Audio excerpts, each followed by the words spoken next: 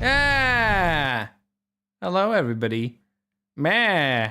Oh, say something again, Mikey. Are you working or not? No, you're not working. Of course, you're bloody not, because you're just a faffy bitch, Mikey. You're just a faffy bitch. Every bloody week I need to do this shit. Every fucking week. Mikey is making noises in my ears. I'm just going to have to go through the audio channels until Audacity Discord pops up again. There we go. Is that it? Are you working now, Mikey? There we go. Yep. We've got you. I don't know why it does it. It likes me. It likes Gruff. It likes George. Don't like you. I don't know why. Hello, everybody. Well, what can you do? I can kill you and get your entrails and dance around the forest with them. Naked. Mildly extreme, I have to admit. I'm just going for witchcraft, a bit of paganism. You know how it is. Oh. Paganism, he says. Oh, yes. Oh, yes. Paganism. Oh, yes. Well, it's a little bit fancy to connect with nature these days, I'll have, and, connect a little bit with Satan, just I like connecting with nature. The nature of worshipping the Dark Lord. Yeah. Is that not right? There's a forest nearby. I could do some rituals with yourself in there. Dead, of course.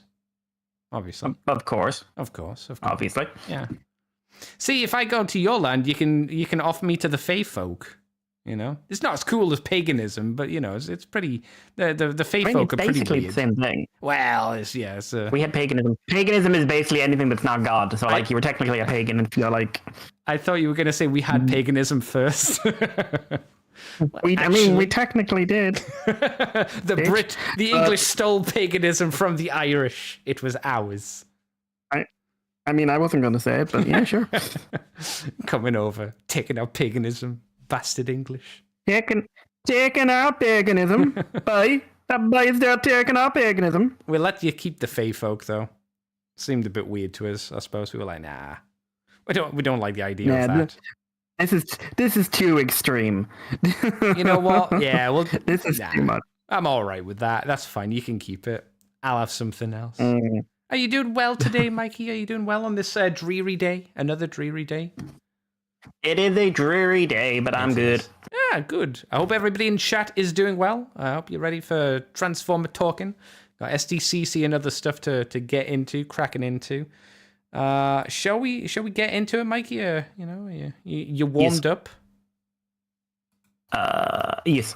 Oh, well, okay, right. Well, I shall play the music. I'm assuming you're recording on Audacity, little Mikey. Play that funky music. All right, let's run the music. Here we go. I heard the judgment. Welcome to Moonbase 2.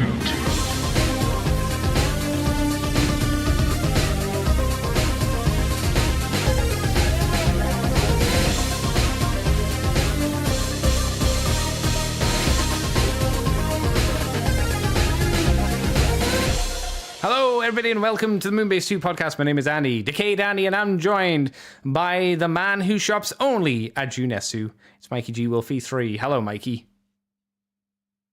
Oh, God, I was watching Miko play Persona 4 a couple of days ago, and I'm just like, she hit the hospital scene.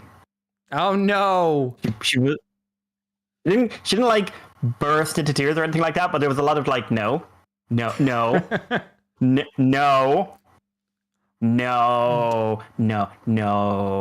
do you think my problem with Miko's playthrough of Persona 4 would be? She picked the wrong person to romance. No, she's picking every person to romance. Every True. person. She's like, aha, girl, she will be mine. I'm like, you are making a very dangerous mistake, Miko. These are not women that you want to double date on. No. You're in danger. Yeah.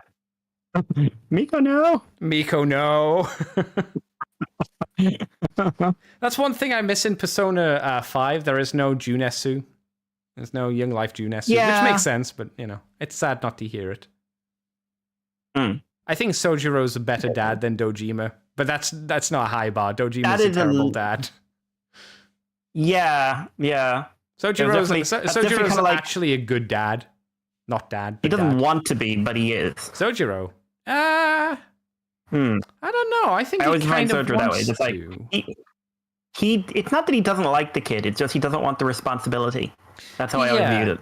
Yeah. But he feels he also feels responsible as well because I've completed his social links. I've seen all the way to the end of it. And he's like, he kind of wanted to hit it off with the mum, and he felt responsible since no one wanted Futaba. I've been making progress in Persona 5, but that we'll get to that as we go through stuff. Getting near the end, I think. Yeah. Yeah. But we're here to talk today about my friend. We're here today to talk about Transformers. We're starting off with a news that you can clearly tell came from TFW. We're talking about the New Age NAH56 or 56B Behemoth, which is Sludge, the Shattered Glass version. I would say, Mikey, this might be the best version of Sludge I've ever seen, color-wise. I really like this color scheme. It's good. It is actually based off of like official BotCons. There's a bit of BotCon art with like conceptual Dinobot designs, and there is a Sludge in this colors, and it's in like New Age kind of metallic. So it's a good color scheme. Like is it I new would head be as well? very happy. Yeah. So new head in Robot and Dynamo. Oh. In Dynamo? Although the Dino one is, of course. The Dino one is a little less like. We're just going to take this bit off and put this bit on. Yeah. And now he's wearing a hat. Yeah, it does look a little bit like he's got a little tiny hat on. Is there a dinosaur that looks like this, or does this anger you? Oh, it's Brachiosaurus. Okay. Or it's supposed to be Brachiosaurus, anyway. Is it a more modern Brachiosaurus? Quote unquote. Would you believe no? Would you believe no? But yeah, I like the robot mode head. I like the robot mode head design, but really it's the colors that sell this one, I think. Yeah. They're really good. The reason I like it, and I've just made this realization because I'm stupid, it's a muted down Toxitron color scheme. Yeah. It's green and purple, but it's not quite as fluorescent. Well, not nearly as fluorescent as Toxitron. And I think it really works with Sludge. I kind of wish... I know they wouldn't because it would require more paint job. I kind of wish they'd made him look dirty. Like, this is evil Sludge, so he's dirty as fuck. So he's just, like, caked in mud or, like, grime. Maybe he's caked in sludge, like blood of his enemies. I think that'd be quite nice. But no, I since the other ones that we saw, this one's easily the best, I think. It's like you said G2 was your favorite last week. I'm guessing that's changed now, right? Yeah, I would like this. I would like this on the big IDW one. Is he just a reverse color scheme of somebody? Because Grimlock was just, what do you call him? Trypticon, which we weren't a big fan of. Is he meant to just? No, I don't know. I honestly don't know. I'm not sure. Because like one of the Dinobots in that is it's Goryu, but it's like a masterpiece Grimlock with like a Goryu's armor on him. Yeah. In Dynamo, the dinosaur helmet he used to have. Oh yeah. Yeah, and like there's a few different like none of them had any fiction or anything like that, but I like it. I think it's a nice execution. Yeah. What do you think they'll do for the future other ones? Because we know Sludge is coming. Slag's coming out.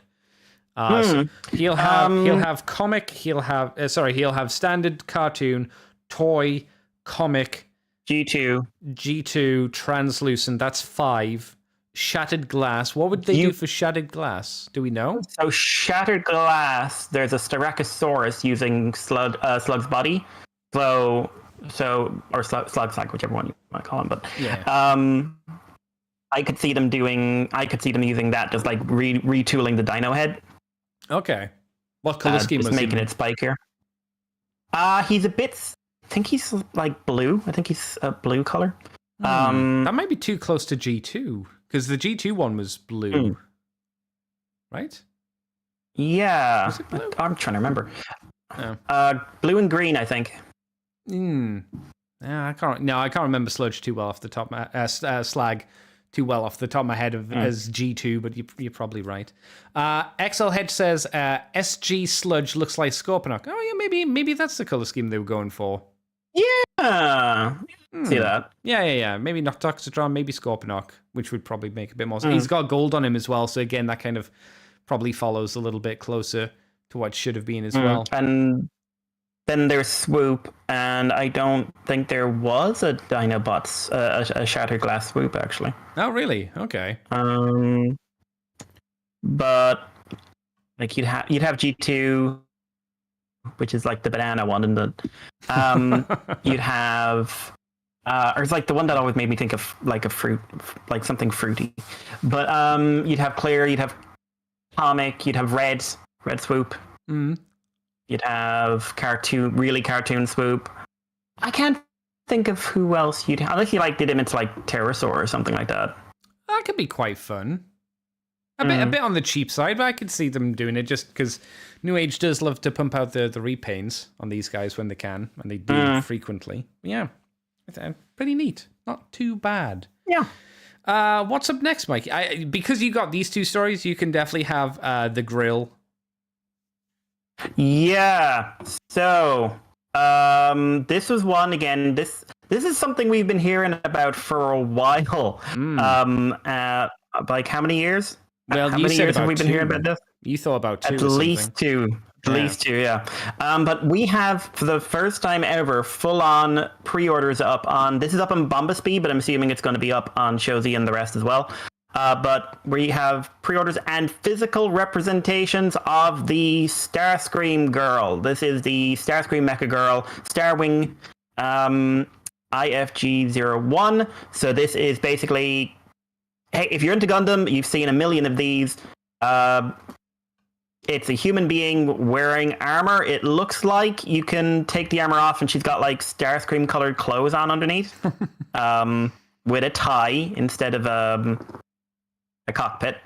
So it's a bit Gridman. But we get to see, like, we don't get to see that in color. We see a prototype of that. So new head, new arms, and new legs. But the rest of it is basically armored up. We get to see it's going to have blank facial expressions, but it's also going to have that thing where you can tamp on new eyes and stuff onto it, and you've got a few different options, different hand options. I really like the way they've done the null rays, which is they're basically a backpack that you can line up with her arms, but then also like have on like mobile arms in different positions and stuff like that. I really, really like that. This looks fun. I have no idea how much this is going to cost, and I have no idea how big this is going to be. Let me see if there's any specs. Well, it'd have 10 to be centimeters tall, so, yeah. So she's going to be 4 inches tall. So she's going to be tiny, but she's not going to be huge. I'd say that's about their usual-ish scale, unless it's a big character. I would be a little concerned with like something where you put on probably like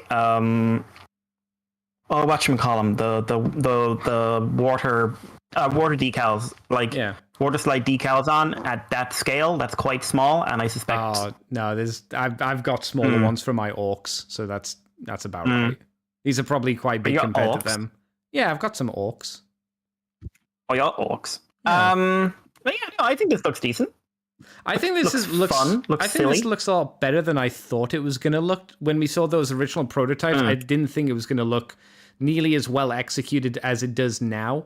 I wasn't really sold on it until I saw like the 2 fingers jumping Yata Chun-Li pose, you know, with the little squinty eyes and the mouth open, and I was like, oh, it looks quite cute. Looks quite cute. I'm like, oh, it's not bad. It's not a figure I would need, but it looks a lot better than I thought it was ever going to turn out. Which I'm happy for the people that wanted it or want it. I think it's quite clever doing like the Japanese anime girl bunny ears thing, but then using the Starscream vents. Yeah, Starscream shoulder vents for it. I think that's quite clever. Yeah.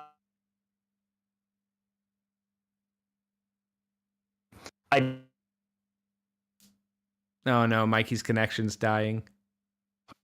Oh no, I can hear you fine.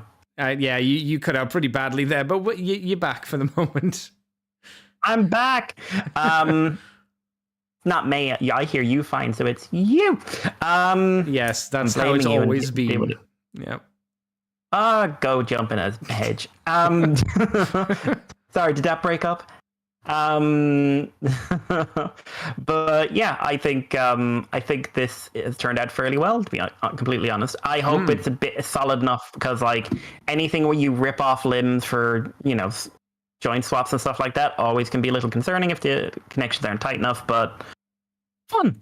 How do you think they're going to do that? Do you think the humanoid body will just be a completely separate thing and you're just going to be swapping around? Maybe not even the head. Maybe they'll just be two separate things. How do you think they're going to implement that? Because, like you say, I don't think it's going to be super good if you're just, like you say, pulling off the entire limbs and switching robot legs with like human limbs and robot arms with human arms, etc., etc. Yeah.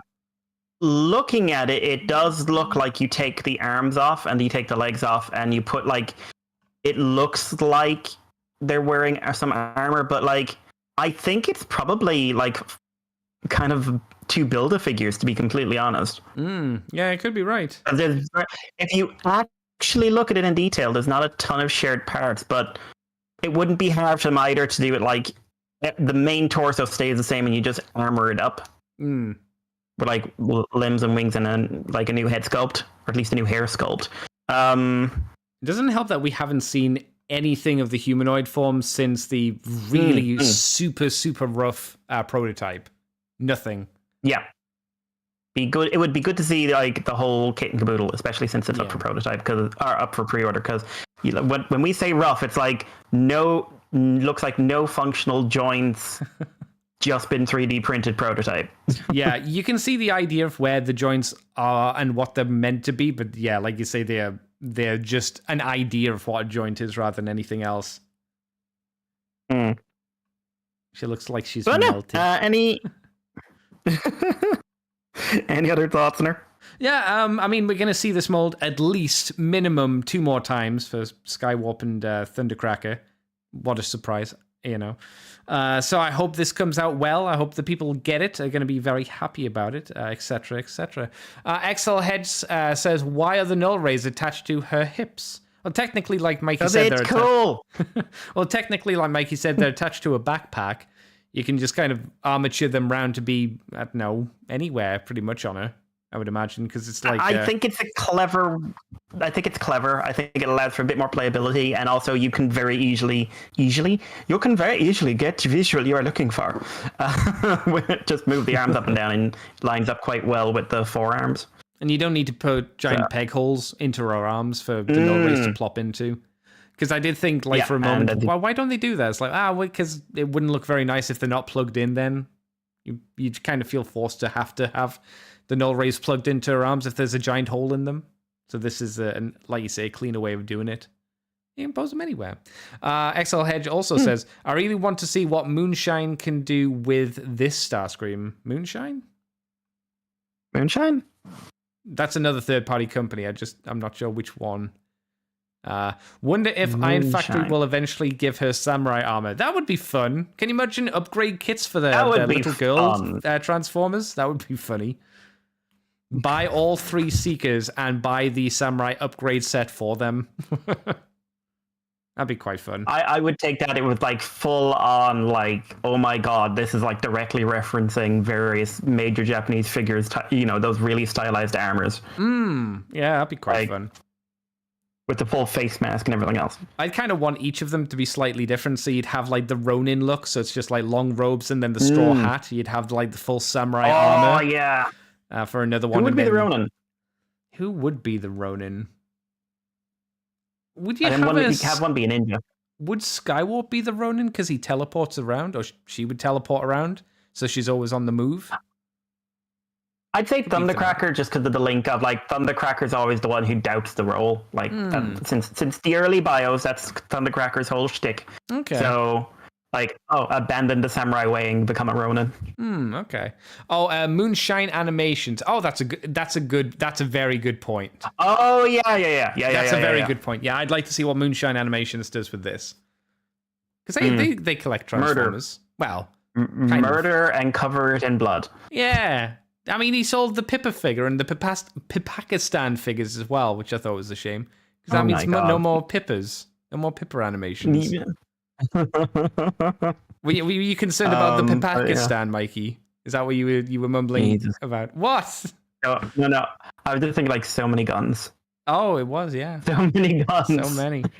But like, because they've done reviews of some third-party Transformers, and like the Flame Toys Tarm, but I don't think they've ever done a mainline figure. No, probably not mainline. I think, didn't they do a Megatron? They definitely did the Tarn, like you said. Tarn did a Shockwave. Yeah. I don't know about a Megatron. Maybe they did. Yeah, I hope they do a little animation on this. It would be, it'd fit their repertoire. Maybe he'd get a knife and cut this up and change it as well to do other things with it, as his wants to do.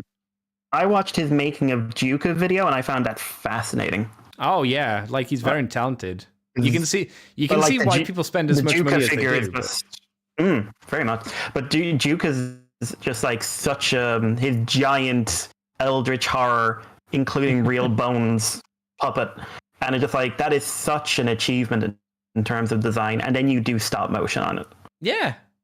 Like, dude is dedicated. Oh, yeah. He seems like he has a good time, I would imagine. Well, you'd have to if you're spending that much time doing it. Yeah. And money. Shall we move on, little Mikey? Yes.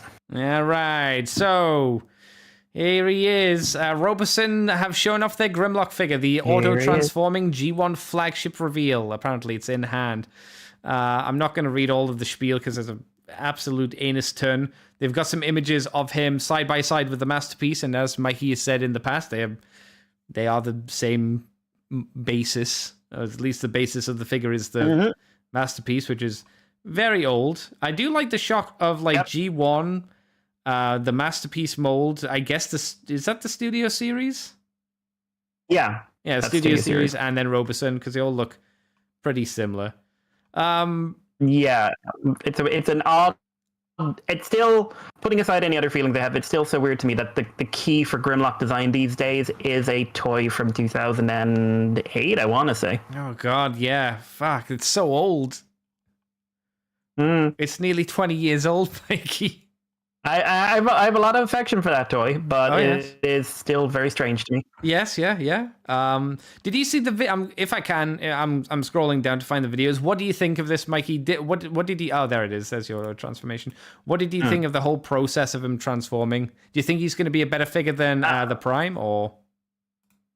Well, I've been watching a bit of coverage. So like within a day, there was like 20 reviews out of this thing. Oh my god. So.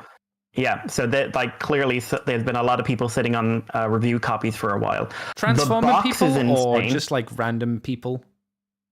Transformer people and tech people. Okay, all right. So the box has electronics in it as well. So it's an interesting technical piece. It's down as the first robot that can do bipedal walking in 2 different alternate modes. I guess that's true. So like, because it does take a lot of engineering and get the balance right to be able to walk in dinosaur mode and then have it walk in robot mode. The transformation looks like, as a Robosen piece, it looks very well done. Yeah. Cannot knock it whatsoever. Like, the engineering looks very complicated. They've clearly thought out like really well how the transformation works. Greg Berger's in doing the vocals for the most part. They do have some stock guy doing a lot of like normal English for like when he transformed in it. I'm Dynamite, and it's like, okay, good for you. I would say not Greg's best performance. I have to, like, being a bit critical. His voice sounds strained in it. He's getting on at this point. But I think maybe doing that like classic Grimlock is just like his vocal cords just can't do it anymore. But so I like the light changing feature, the fact that you can get your blue and your red in there and a few different colors. The programming stuff, it's the same as Optimus. So, and again, they did point out, like, when this thing isn't active in robot mode, it falls down. So when you turn it off, all the joints weaken and it collapses as a safety feature, because those joints are not meant to be on all the time when they're not moving. Dyno mode will stay up, but is floppy. So basically, when you're not using it, it is not a display piece. So you gotta kind of put it away back in its giant box, then, right? Yeah. So this is why I put out a tweet when this was announced to remember this is not for toy collectors specifically. This is for people who are into the programmable robot market, which is pretty big, and people who like Transformers and how they intersect. It's not for like, wow, what a great display piece. Yeah. This is not a display piece, and it's not an action figure. It is something that you take out of the box, mess around with the electronics, and then you put it away. And then you take it out of the box and put it away. Grimlock now, like you can display him in dinosaur mode rather. I would be very cautious because I suspect while he holds up a lot better, I would be surprised if those legs held out for long, just without being on. I mean, there's a lot of weight being put on those joints, definitely. Yeah. So yeah, it's an impressive piece of engineering. Like you cannot deny, like it is a very impressive piece of engineering. It's just aimed in a way, and that's something that does not speak to me in any way. Even if the price wasn't a factor. Have they ever done like toy soldiers? You know, the movie Toy Soldier characters? Someone is doing weird third-party toy soldier characters after stealing the license at the moment. Will they be like this with the Roboson things? Because that seems like appropriate, right? I don't think so. I think they're just toy soldiers. That's a shame. Yeah. I mean, it's an interesting technical thing. It is way more complicated than Optimus, and honestly, it looks a lot better than Optimus, and the transformation looks more interesting, and it doesn't have that stupid headpiece at the back and all that jazz. So like It is a much more. My accent's all over the place today. It is a much more technical achievement than Optimus or Bumblebee. It's bigger and it's more expensive as well. So be aware of that. Yeah, it looks more like you say. It looks better. I definitely think it looks more competently done. I think he looks a bit awkward in robot mode walking. He walks like he's trying not to wee himself. I've got the video up on the screen. Have the. You've seen that. He's actually got a problem with that. His toes don't bend the right way for him to walk to bend his toes. So he's only able to kind of shuffle because he obviously can't take a leg off the ground because he'll fall over and you've got 1,500 pounds worth of Transformers about to explode on your table. Yeah, that'd be a sad time. Yeah, I saw one. I think it was in demand. We were selling him for 1,100. Woof. So that was like that's the big deal. It's less than Huntsman, I suppose. So that's something. Oh, Andy. I know. But yeah. Who'd they do next? God, Megatron is Megatron. Maybe if they just do him like Bumblebee and he doesn't transform. Starscream, I could see being done. I'm trying to think who else would be. I don't know if you do any more. I don't know if you do it because at best you can only Soundwave and Blaster would be easy. So, yes, I can see. I don't think they do Blaster just on the basis that I don't think in the wider community outside of Transformer fans anybody would care about Blaster. People know the cassette player, and I don't think they know the boombox. No one. I don't think anyone goes, I remember the boombox one. They go, oh, I remember the cassette deck. Yeah, I remember that one. Like you say, he'd be way easy to do because he wouldn't need to move. Maybe they could make him an actual cassette player that would play. That would be quite fun. That would be fun. Yeah, well, that could be quite. Yeah, it would be maybe if not a cassette player, a radio. One of those little portable radios. That could be quite fun. Starscream might be a little bit rough to do because I don't know how you'd. I guess you could have him transform. If you were able to get him to transform into a jet, he wouldn't be able to roll because I don't think those landing gears would be big enough to get like a motor in or gears in to get him. Yeah. Well, the truck move. Does Optimus move in truck mode? I don't remember. Yes, it does. Oh, okay. Because I'm actually looking at the pictures and it's kind of shocking how bad Optimus. Truck mode looks next to the Dyno mode. Yes. I'm actually kind of caught off guard by it, to be completely honest. It's a little surprising. Because everyone was all about that design when it first came out. The Roboson Prime. Oh yeah, like it got good once. Basically, people wanted to see it. No one wanted to own it, but people wanted to see it. Oh well, yeah. And I'm kind of that like makes sense. that. Like I would like to see it in person one day. I have absolutely zero interest of having it in my home. Yeah. But I would like to look at it. Well, like I've said, I'm sure you will see one at TF Nation. I'd be shocked if you didn't see. Well, if not Prime Grimlock, I'm sure there'll be that there. Because like RoboSen's going to be there, and it would be lunacy otherwise. Yeah.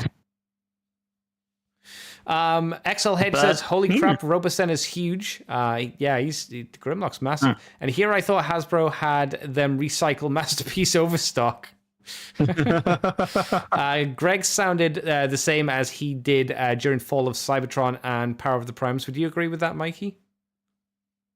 I barely remember Power of the Primes. Same. Fall of Cybertron, I think maybe it was more modulation, but he didn't, because like he has moments when I hear this and you can hear his voice straining. Like you can hear, like he'll say something and it sounds like you can hear him hit that pitch where his vocal cords are giving up.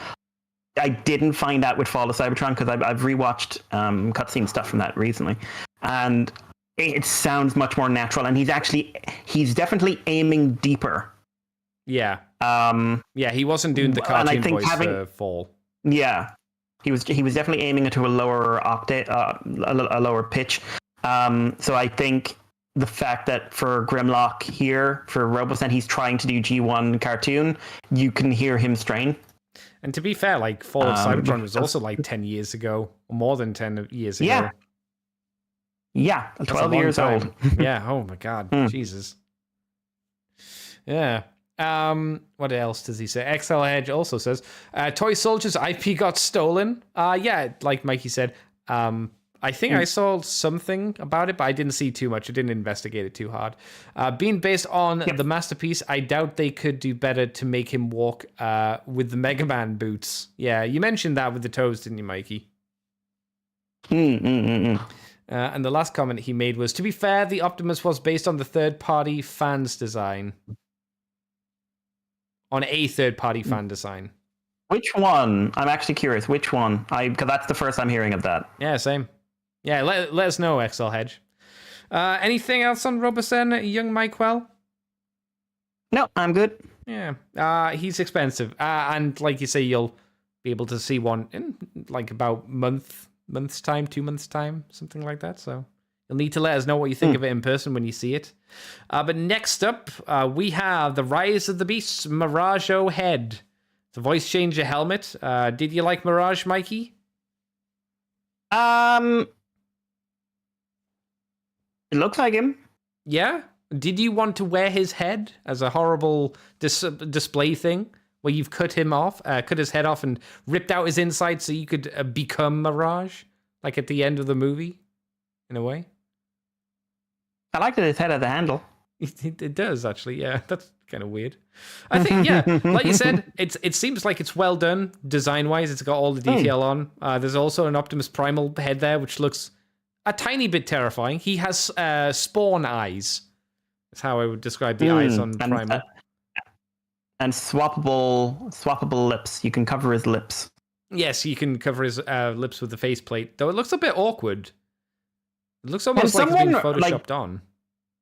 Yeah, because it's just a plate you put over it. Can someone actually do me a favor and look at Rise of the Beast and can someone show me if there's a scene in there where you actually see him with no faceplate on? Because I don't remember one. No, I don't remember either. Maybe it was one of those things where it was really, really, really, really quick. Because people tell me Rhinox talked as well, and I don't believe them. He did. I don't believe you. I think he said one line. I don't remember it. No, don't remember a single I do not have any. I know he was David Sobolov said he was doing the voice, and I was just I was listening for him, and I was just nope, don't hear a word. Well, to be fair, how much of that movie do you remember? I remember key detail. I remember Cheetor talking, for fuck's sake. Well, that's the thing. It wasn't a key detail thing. There weren't very few. Neither was Cheetor talking. It led to a pee joke. Yeah, but that was more significant. I think Rhinox was more. He said something during a battle in the background. He didn't get an action scene, which I was really. I thought he was going to have an action scene with Battletrap. It would have made more sense to me than the two Optimuses. Oh, But has to be Prime, Mikey. yeah, Yeah. it was weird. It was weird. Yeah. I'm just gonna say these masks serve a very weird sex play role. So if you're into that, rock and roll. You can be Mirage. Now we all know more Primal. about Andy than we ever wanted to know. Well, robots have kissy lips, so now you can make them kiss each other. Enjoy that image, Mikey. That's why you were talking about that BotCon Overlord a while back. Which one? He's hideous, but give me those lips. Oh, the bludgeon one. That's the one, yeah. Mikey, why don't you start us off with the SDCC stuff in YOLO Park? What have they been doing? YOLO! So, SDCC hit this week. They apparently had quite a low turning out for a lot of big names and big studios and stuff like that because of the whole writer strike thing. But they did have like a lot of figures, which actually meant they had to like put comic news out there for once. It was weird. I think it's really good that Hollywood's not at San Diego Comic-Con because my God, it should be not about Hollywood, at least in my eyes. Yeah, it was interesting to see them having to talk about comic news for once in their lives. So, YOLO Park have revealed some more model kits that are coming out. Most of these are they're a combination of different ones. So we've got the AMK series, which is the one which has the model figure kits kind of thing, the figure kits, if you want to call them that. Then so the existing ones are Primal, Prime, and Bumblebee. Then we've got the IIES Bumblebee movie Cybertronian mode Optimus Prime action figure. So this is just an action figure of Bumblebee movie Optimus. You've seen them many, many times. Then these are new. So these are G1 Transformers 11 centimeter model kits. So these are small scale. They're listed as tiny. I've seen smaller. Small scale kits of Optimus, Bumblebee, Grimlock, Megatron, Starscream, and Soundwave. So these are basically just like small posable action figure kits. Don't look like they come with much in the way of accessories. These are prototypes, right? Because they look really rough. Yeah, but like they're apart from Grimlock, and Megatron, they all come with the same hand repainted. Oh yeah, yep. So they've all got a pair of fists, a pair of pointy hands, and a pair of splayed finger hands. Oh, Bumblebee has two pointy hands. Oh no, yeah, they all have two pointy hands, so you can point up to the sky. Yeah. It also means Bumblebee's hands look really big next to his body. But yeah, Grimlock looks a little odd. Like there's a weird pointiness to his head. Yeah. He almost like has a raptor-styled head. Robotized. Yeah, and Megatron got none. And then we have AMK Pro Series G1 Megatron, which looks like it's a larger figure kit Megatron, and that's going to come with the standard. It comes with a mace, a laser sword, a key to Vector Sigma, a gun, Soppel faces, new boob window, and is that a hand? Yeah, it's a hand for holding shit. Yeah. So you've seen it many, many times. Then there is the IIES Bumblebee movie Nemesis Prime, repaint of Optimus. There is the Rise of the Beast Optimus Primal. This is an action figure of Optimus Primal in his beast mode. This was originally listed like it was going to be a model kit, but it's an action figure. So what we see of it is basically it's big. It's very big. It's got a screaming head, which looks like it's got some lights, and then it's got a regular neutral face. I'm just looking at the articulation. It's definitely got the basics, but things like the elbows and such look a bit limited. Maybe just because of the sculpt, but it's very big. I didn't really it's showing a few details I never noticed. Like, it looks like Optimus has a scar on his left boob. Oh yeah, I see it. Yeah, I think it looks pretty cool. I think it's going to be ridiculously expensive, but I'm really surprised they did. I know he spent most of the movie didn't like this, but I'm really surprised someone's doing a high-end figure of the beast mode. Yeah, it's weird that he also comes with holographic projection thing, which I assume you just plop onto one of his arms. I don't remember him doing. I'm sure he did it. I just don't remember offhand. Usually, when you see an accessory like that, in my mind, I usually associate it with them doing it in robot mode versus them doing it in the alternate mode. And it, it looks fine, but the actual monkey itself, it's surprisingly impressive. But like you said, for the size of it, it's going to be horrendously expensive, I would imagine. Good door stopper, though. Oh, yeah. You want to stick your door open? Boom. Or pin a child under it. And yeah, the last thing there, the really high-end, perfect grade Bumblebee movie model kits as well, which we've already seen. There ain't nothing new there. There is a video of the Optimus out there at the moment, the big gorilla primal. And it is big, and it can stand up. Oh. It can rise. It is a beast. It can rise. Oh my god. Yep. The head swap looks ludicrous. What do you mean? Do you not just because plop it off? It's so big. Oh, okay. No, but like it's so chunky. It's got movable fingers, the mount moves, but like they're trying to twist the head on the video. And it's like, oh my god, it's taking 2 hands to move the head. Can you imagine it makes that plastic squeaking sound when it doesn't want to move? It's like, and you're like, oh, no. That's the sound of ball joints not wanting to turn. No. I mean, it's one of those really impractical purchases, but it's cool.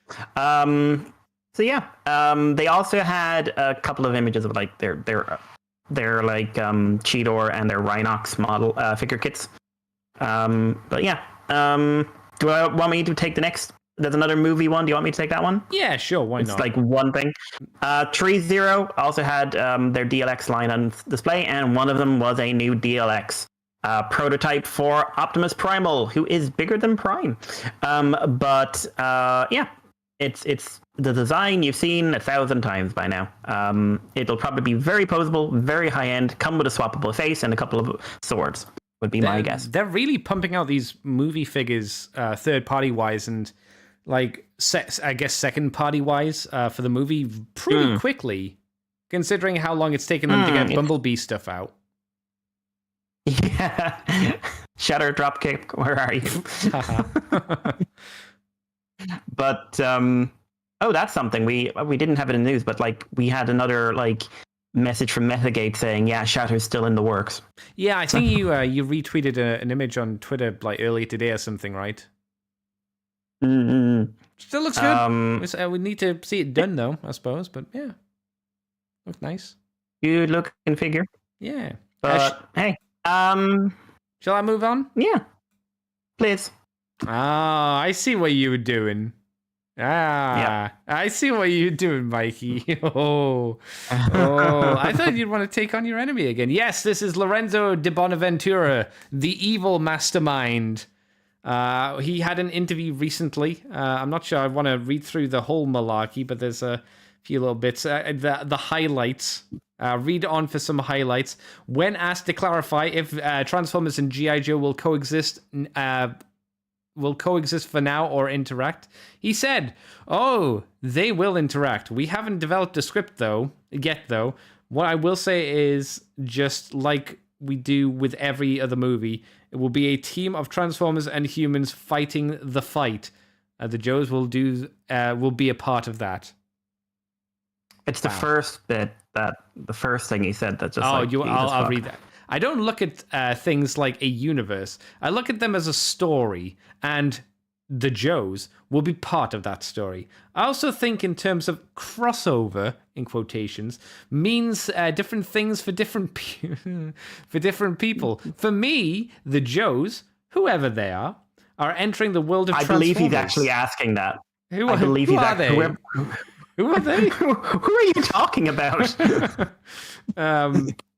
Entering the world of Transformers, not combining the two worlds. The plan is to eventually do a crossover, but for the next movie, it's the Joes that are coming in for whatever the end of Rise of the Beast has led us to believe is possible. That's what a crossover. Why has he complicated the word crossover? Because he's Lorenzo de Bonaventura. He might not know what crossover means. Mr. de Bonaventura, will Joes be crossing over with Transformers? Yes. Yeah. That's what you said. That's all. But then, what does crossover mean? What is universe? And you know what's Kai? you know what's funny? We know they're doing a crossover because they did a crossover in Rise of the Beast. Yeah. They've already crossed over. It already happened. Yeah. Yeah. What the fuck? Lorenzo, why? No, but that's not a crossover, Andy. That's an interaction between two different properties. Is that not a crossover? Like, when does a cameo become a crossover? Oh, That's a legit question. I don't know, because technically maybe you could class it as a cameo. I think once you have two different properties and they have interacted with each other, that's a crossover. Even if it's like, hi, that's a crossover. If Hawk walked onto the thing, shoved Noah, and walked off, did nothing else, I would cross that as a crossover. It would be a crappy one, but I would count it. General Techno says it becomes a crossover when Lorenzo says it's one. I But he believe never that. will. No, well, Lorenzo, is this crossover in continuity? I think his head would explode. It'd be like one of those robots where you've asked them a logical fallacy and they just go on and on and on and on. What do you think will be a crossover? He asks the interviewer. That's what he'll do. He'll be the guy that turns the question back on the interviewer. When will it be? When you want it to be. And then when you sort of try to get into deeper, he just goes like, "Hey, I'm just asking questions." Yeah, I'm just asking questions. I'm just putting it out there. No, but I was interviewing you. I'm just asking questions. Just need to know. XL Hedge says I should have been Sector 7 instead of. I think you mean it should have been Sector 7. Oh no! Fuck Sector 7 What's and the wrong with horse it Sector rode 7? in on. Oh, it's so good. Do you remember when they murdered all the Transformers, even the Autobots who were doing nothing wrong? That was great. Remember when their defining moment in the first movie was someone being peed upon? Man, what a good film. Yeah, no, I am glad, so very glad that Capel, when Capel said like, oh, it was a big secret and we filmed the Sector 7 scene to throw people off and we filmed the G.I. Joe scene, I firmly believe they filmed the Sector 7 scene because the Bonaventura said to, and then like Capel waited for him to leave the room and just sort of change. What? Change the fucking card. We're not a prequel, we're a reboot. Are you? Are you? What did you say? Nothing. Don't worry about it. General Techno says, and he'll say it's one of, and he'll say it's one if it makes money. That's true. Then it was always intended to be a crossover, and then he'll take credit for it being a crossover. Yeah, that sounds about right. Yeah. XL Hedge says, by that logic, Ghostbusters crossover with Casper, the Friendly Ghost. I mean, maybe. What is a crossover? I would watch that movie. I would watch that movie. I want to see that. I want to see like a rated 18 version of that, where it's like Casper is being hunted and it's a horror movie from the perspective of the ghost. Oh my god. I would love that. The last time we got anything Casper related was the 90s live action movie, I think. I think it was like a sequel. Was it?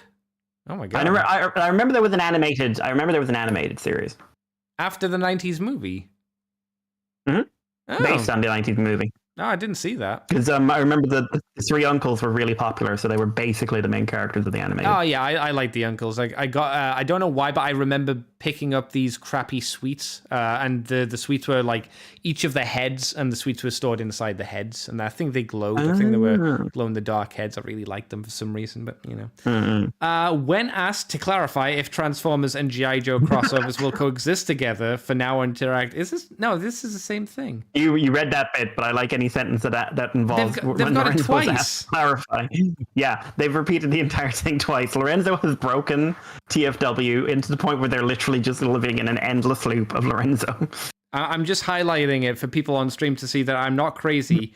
I saw when asked to clarify. I assumed when I was reading when asked to clarify, it was either going to be a different question or he was going to give a different answer instead of the same bloody one. But there you go, Lorenzo. Fuck up the Moonbase 2 as well.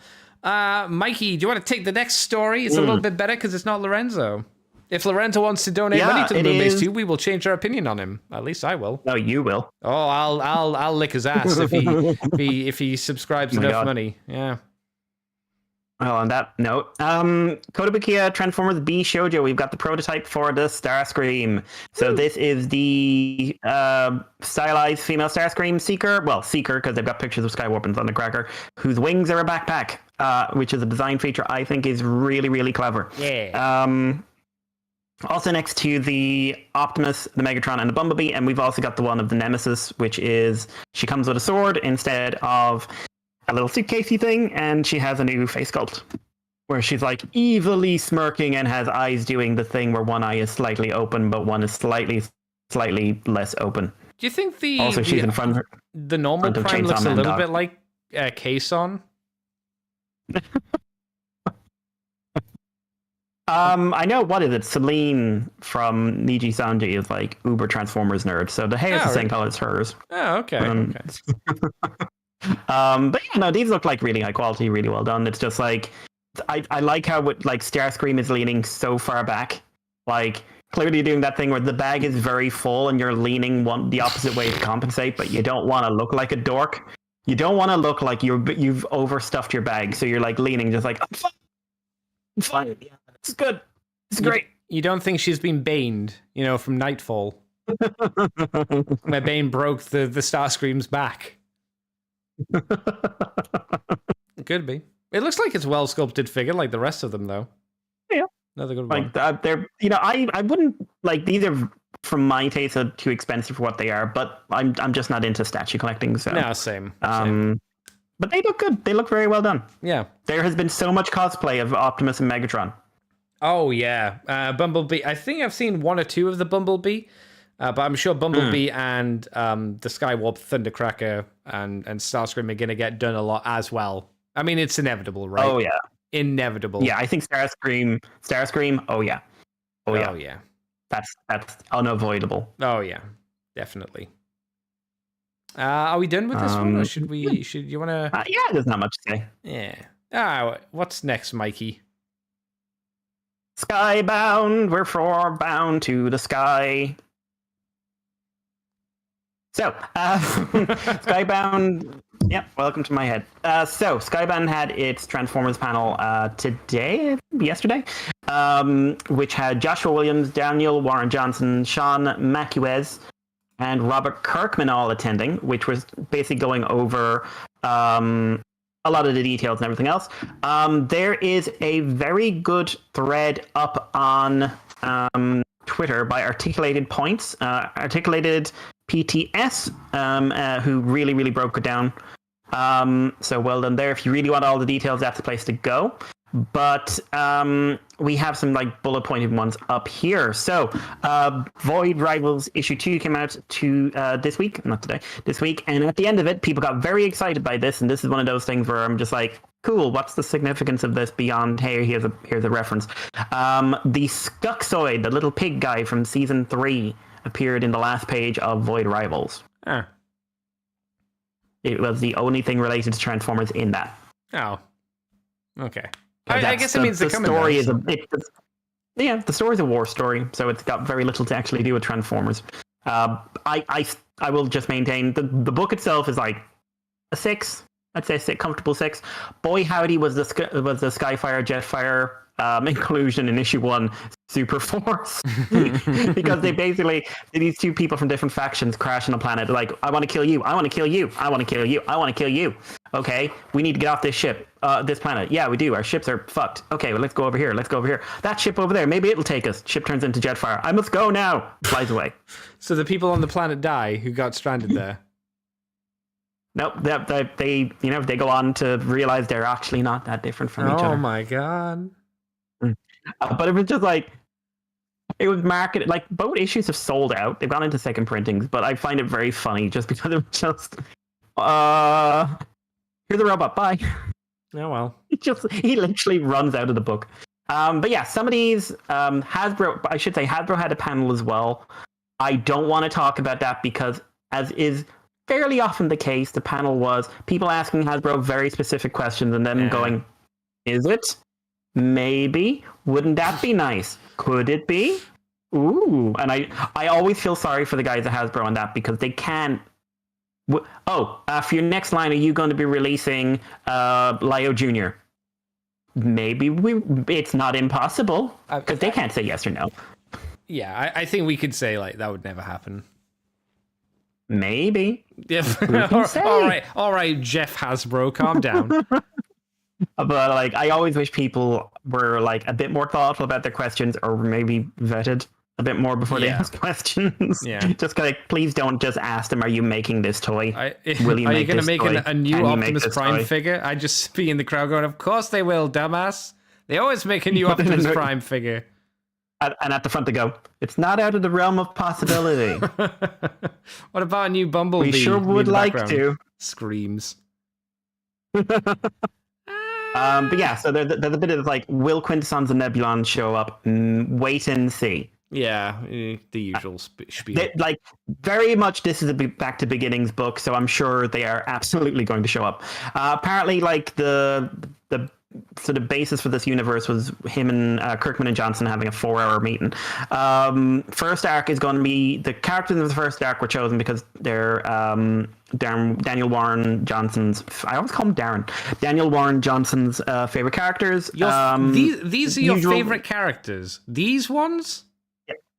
Yep, his favorite characters are these. That's why it's not Bumblebee, it's Cliffjumper. These are like the most, oh my god, really?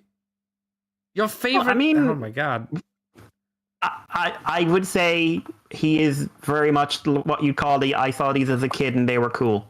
Yeah, I would imagine they haven't seen a lot of episodes. Yeah, but that's a perfectly fine and dandy thing, like to be affected by it, and maybe you buy toys as well. I don't know. Ratchet. I can't remember I can't remember Ratchet in G1 being like the be end all. Maybe it means the comic. I remember Ratchet. his voice. No, he's never read the comics. Oh, then I don't get it. Like he read All Hail Megatron. He read All Hail Megatron. Okay. Like, Ratchet's fine as a background character, but I would never say like, oh yeah, he was when I watched the cartoon as a kid, he was easily my favorite Autobot. It's like, no. His voice was one of those ones that always like got in the back of my head a bit. Oh yeah, I remember. Like I say, I remember the voice, but no. But it's one of those like scratchy voices that stuck with me. One of the questions they were asked: how can G.I. Joe kill a Transformer? Read the comics and find out. Which I feel like, I really hope like Williamson leaned over and said "bitch" at the end of that. But knee set up, everything else. No plans to tie in with other Hasbro properties, aiming at the mainline comic audience. They've said that they're not tied into anything Paramount or anyone else is doing with Transformers, which is good. Yeah, okay. Yeah. They're not limited to 84, 85 characters. Kirkman wants Bulkhead in. And considering he's the boss, I'm assuming Bulkhead... Well, that's the thing. But considering he's the boss, I'm assuming Bulkhead is basically like the hero of issue 6. Because as far as we know, Johnson's only on for the first 6, then we don't know what's happening. So it is going to, like, it looks like it's going to open with a miniseries, not an ongoing. Okay. Which I think is probably wise for an untested property. And as much as we want to say it's not, for Skybound, it is an untested property. Oh, yeah, totally. Yeah. But one of the biggest things to come out of this was they were just directly asked, listen, I had a friend who wanted to get into Transformers comics, and they had heard IDW stuff was really good. And how do I go about getting it? And I had to tell them, you can't. It's gone. You can pay insane amounts on the aftermarket, or hope you've got a friend who downloaded it. And just ask, are you planning on publishing any of the older content? And they said, yeah, we're looking to try and get the Marvel and the IDW stuff republished. So I think that would be really good. I have a feeling anyone who is collecting the big hardback collections is in for a shock when the first bit of republished material is going back to the Asian era. And so yeah, if you were hoping they'd continue the big IDW hard copies like straight on, I would be shocked. But are you saying the IDW Transformer comics have like increased in value? Basically, you'd be paying at least 80 or 90 for the hardbacks now, for the big hardback collections. Okay, which is a bit much. Well, they're out of print now. Yeah, once something's out of print, I just meant like single issues, because I've got a load of single issues, and I can't believe that they'll be much money. I don't know. We always said that about Dreamwave, and then Dave exists. That's true. I've still got As he Dreamwave sits there stuff to going, get rid of. "It's And got- IDW. It's got value. It's got so much value to me." Oh, Dave, Dave makes me laugh because he is very pro Dreamwave in some things at the moment, and there is a literal show in 2010 where him and Chris McFeely went through, I think, 4 or 5 arcs, and it was like the sound of two people who expected this to be much better than they remember it being. And it's just like, well, I remember this being great. This is shit. Which made me laugh. Times change, man. Times change. Yeah. Times they are changing. Yeah. But yeah, so that was the big stuff from the comic panel. Like, we're very, very early days. There's so little you can actually say. Yeah, the big thing will be once, the first issue comes out and people can at least get the toes wet just to see how it goes. Mm-hmm. XL Hedge says G1 Comic Ratchet was badass. Weird that he had more of a rivalry with Megatron than Optimus. That was really based on I would say 3 or 4 issues of stuff, because like you've got the one where he was up against Megatron when they were doing the Dinobot stuff, and then obviously there's the one where they were like frozen into the one body, and there was a bit of fallout from that as well. But like, it's so weird. Like, Megatron and Optimus spend so relatively little time together, especially in the US comics. Like, because they're very like toys first. Because Megatron, not just that, like Megatron got like swapped out for Shockwave, and then other leaders came in, and then other Autobot leaders came in, and like Megatron disappears for a good long while from the US Marvel. He's in UK a lot more, but UK is UK. Yeah. It's an interesting one. TFG1 Mike says after Optimus is a moron and blows his head up. So, still one of the dumbest moments in comic books. I'm sorry, it really, really is. TFG1 Mike says, I assume Bulkhead Prime, maybe might be one of the other ones. Yeah. Might be the RID one. Bulkheadimus Prime. Oh no, that was Grimlock. That was stupid. My bad. Haha. Skybound is going to be awesome, says Mike. XL Hedge says, I would hope it is, because I have been reading some of Warren Johnson's stuff, and I am developing an opinion on his work. A positive one? So what I've read is 2 of his original stuff, which is Murder Falcon, which is a pastiche of 80s movies and metal stuff, but it's also like very heartfelt, and Do a Powerbomb, which is a pastiche of wrestling, and very heartfelt. Unfortunately, these are 2 genres that basically go over my head because I have very little interest in either. I don't get half the wrestling references. I think the book probably speaks a lot more. I think it's nice that he, in these 2 things, was saying like, here's this ridiculous thing, now here's feelings, and trying to have some feelings to it.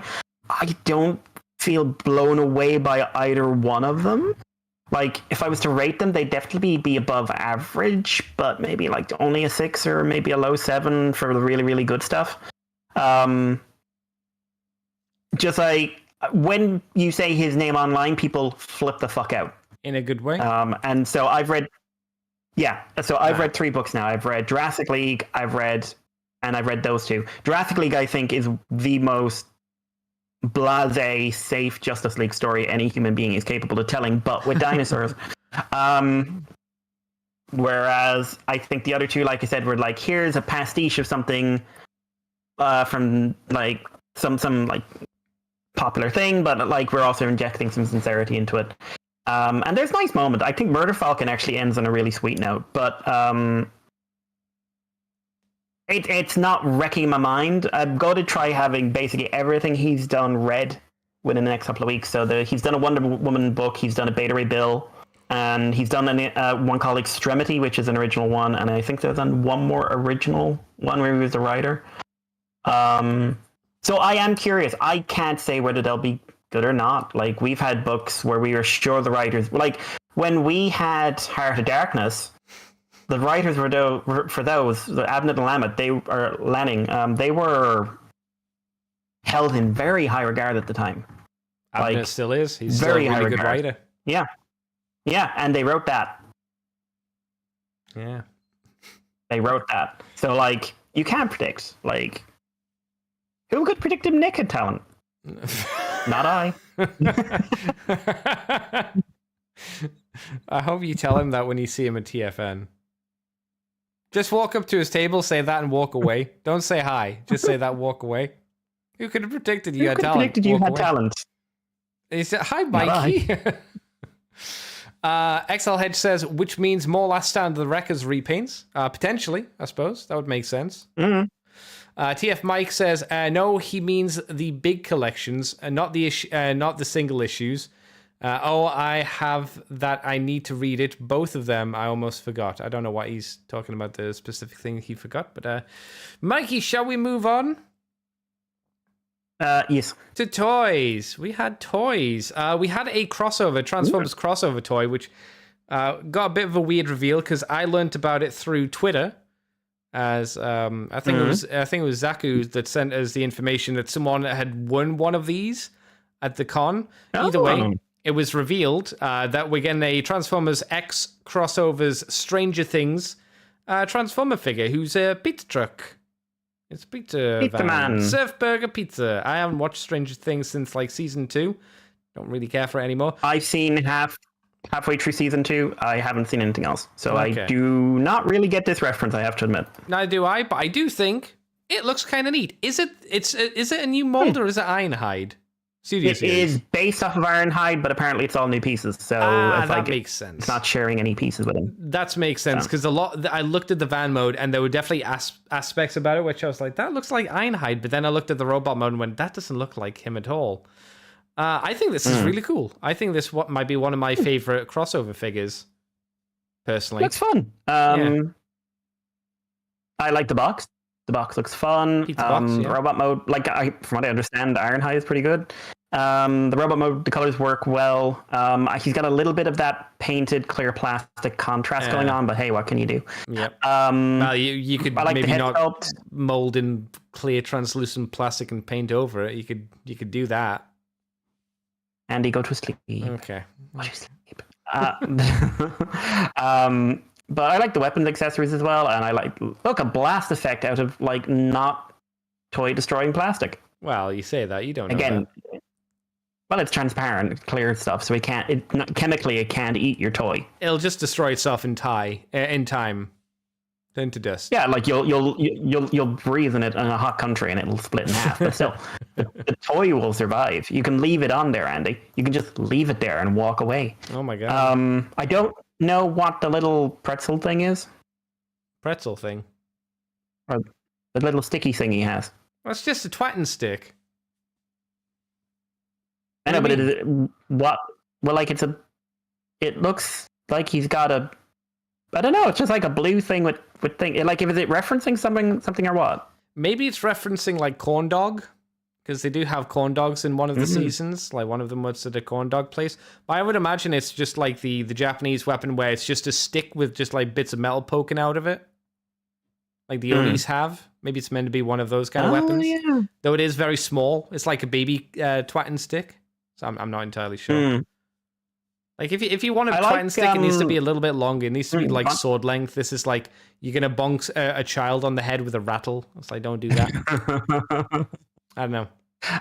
Can I say, for a crossover figure which has a Volkswagen trademark on it, not it does. the easiest price. So like 45, and like usually you're looking at an extra 10 for every license. Yeah. So not the craziest price. No, I mean this is a It's basically- Voyager Lamau. Yeah. It's a modern Voyager, Andy. It is. It's a modern Voyager, so I guess 30's So you're fine. told. Why is it Code Red? Does Code Red reference something in Stranger Things? I don't know. Maybe. I think it's neat. I just, that Marge Simpson thing, I just think he's neat. Yeah, it's just neat. He's just neat. TF Mike, I have I've read that already. XL Hedge said it should have been a pizza truck. It should have been the Pizza Planet truck from Pixar. I think that would be impossible to license. Oh my God. Even though they're both owned by Disney. somehow I think that there's going to be some weird issues getting the license for that. I don't know why. Yeah, not a chance in hell. Even though the Hasbro works with Disney and Disney works with Hasbro and Pixar, there'd still be some dumb shit going on, I'm sure. I would prefer that as well, personally. I don't know about you, Mikey, because I like that Pizza Planet pizza truck. Pizza truck is pretty cool. Plus, you can put it with the creepy Reveltech Woody. That's true. Yeah, it would work. And then, obviously, we had San Diego Comic-Con. Some of the things that we saw, we saw Deathsaurus. We saw prototype in-case model versions of Deathsaurus, the HasLab Exclusivo. We saw him in his chair. We've seen a colored version prototype now, is what I'll call it. It's probably like a near-finished version. He's going to have the chrome plastic on his boob. He was posed with his arrow. He looks neat. Obviously, I'm still in the camp of I don't think he looks like the price he was going for. Kind of neat, personally. What did you think of it, seeing it in person? I think it looks good. I still don't like the chrome. I think the chrome is a mistake. Especially considering the absolute disaster that was the chrome on Star Saber. What do you mean? I like the accessories. I like the I like the weapons and everything else. Like, I think it looks good. He is one that I do feel you could have done. It's not like Star Saber and Victory Saber where I do feel that was kind of like never going to hit shelves. Yeah. This does feel this could have come out as Commander Class or something like that. Yeah. So I am still kind of like, I would like it if you were just a dude. Yeah. But then you wouldn't get the chair, Mikey. Yeah. True. I may have to survive without a chair. You wouldn't get the stand, or the gun, or the sword. Or the crappy Micromasters. What do you mean? They're going to be as good as the normal release Micromasters. Yeah, that's what I mean. But, so yeah, it's just like, he's good, he's cool, I like him. I kind of just wish he was on a shelf. Yeah, same. I agree. Yeah, I think he looks. But he does good, look fun. It does look like he's going to be a quality figure. Yes, just maybe a bit more than I would pay for him, which is why I didn't get him. And then there were a load of reveals. I'm not going to talk about when they were revealed because that doesn't really matter. First off, we have the Legacy Power Links Hotshot, which in the background had a cheeky image of what's his name? You nearly died. Thrust, thank you. I couldn't remember his name, and I was like, "Oh fuck, it's not, is it?" And it's like, "Yep, it seems like it's the Earthrise Starscream mold again." Well, it just kind of looks like they've got the cone head, repainted it, and I think they've done something with the wings. Yep, amazing. How many times is that mold gonna fucking come out? Let it die. Let it die. Well, I think the Classic Seeker made it over 30. Are we now aiming for that again? It's so fucking lazy. Remember, they technically had to remake the Classic Seeker mold. They were using it so much. I mean, if they did a new mold for because if you do Thrust, do you do his Powerlinks version? Technically, it wasn't in the show, but there was a version of it. It was like brown and blue. Do you do that? Because then that means you're going to reuse the Earth mold, the Earthrise mold again to do it. For fuck's sake, stop. It'll be a 2-pack. You can only get the two of them together. Well, either way, the main thing is talking about the Hotshot. He's in his Powerlinks color, which is kind of nice. The red, yellow. He comes with Jolt. So if you want to be a completist, very excited about Jolt. Yeah, people are very excited about Jolt. People are very excited about Jolt. He comes with blast effect parts, which I assume still eat plastic. Is that true, Mikey? Does it still do that? Can I say they have a case like, so the guns are new and Jolt are new, but they have a case, right, where you put something on it, you fuse it, and it does something. What do you mean? Oh, you mean the power they have minicon. They have an actual fusion for an Evo fusion. Oh. It's the first one, Andy. No, it's a gimmick. Yeah, it's the first one. No, they're all like that. So, do you remember? No, but what I'm saying is like, yeah, but do you remember like there wasn't any fusion going on in his Evo fusion either? What do you mean? This is the first one where it's like you have two independent things that have fused together to Evo fuse. Mikey, you're an idiot. Tarn had a fusion cannon. How is that not fusion? You fucking moron. So if you wanted to get a complete hot shot, this is effectively the only way to do it because you can't get Jolt any other way. Yep. I wonder if people will be mad that you can't get the Powlings version of Jolt because didn't he get repainted when this came out? Blue or something like that one. I think it was a different color. Doesn't matter either way. It's a bit of a shame that it has to come like this, but it's an option. What are his I two like guns? these colors better. What are the two I don't know. guns? I don't know if they're.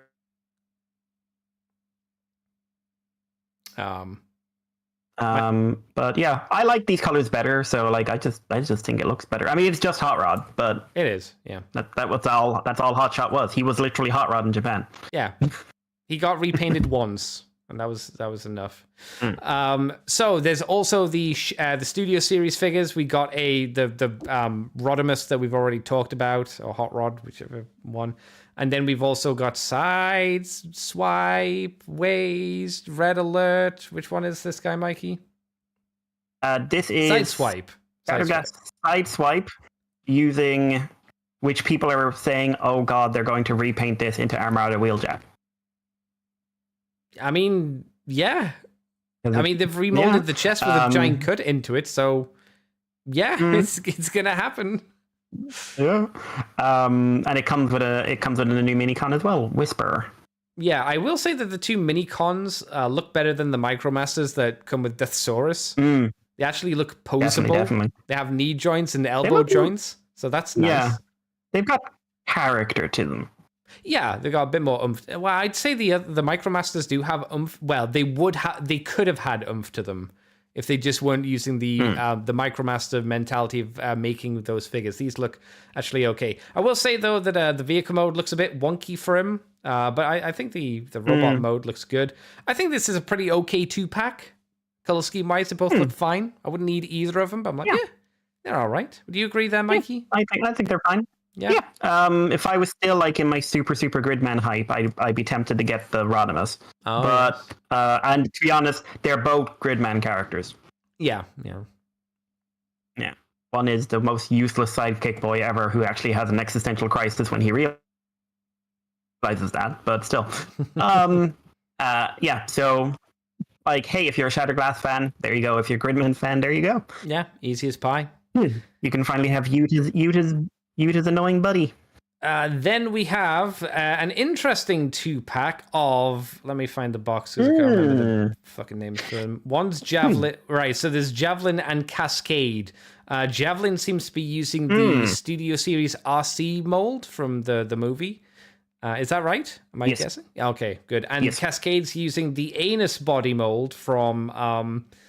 oh, fuck. Where was this body mold? It's the retool, so it's the Siege retool from Chromia for the Power of the Prime's combiner limb female body. And it was an ass mold. It was shit.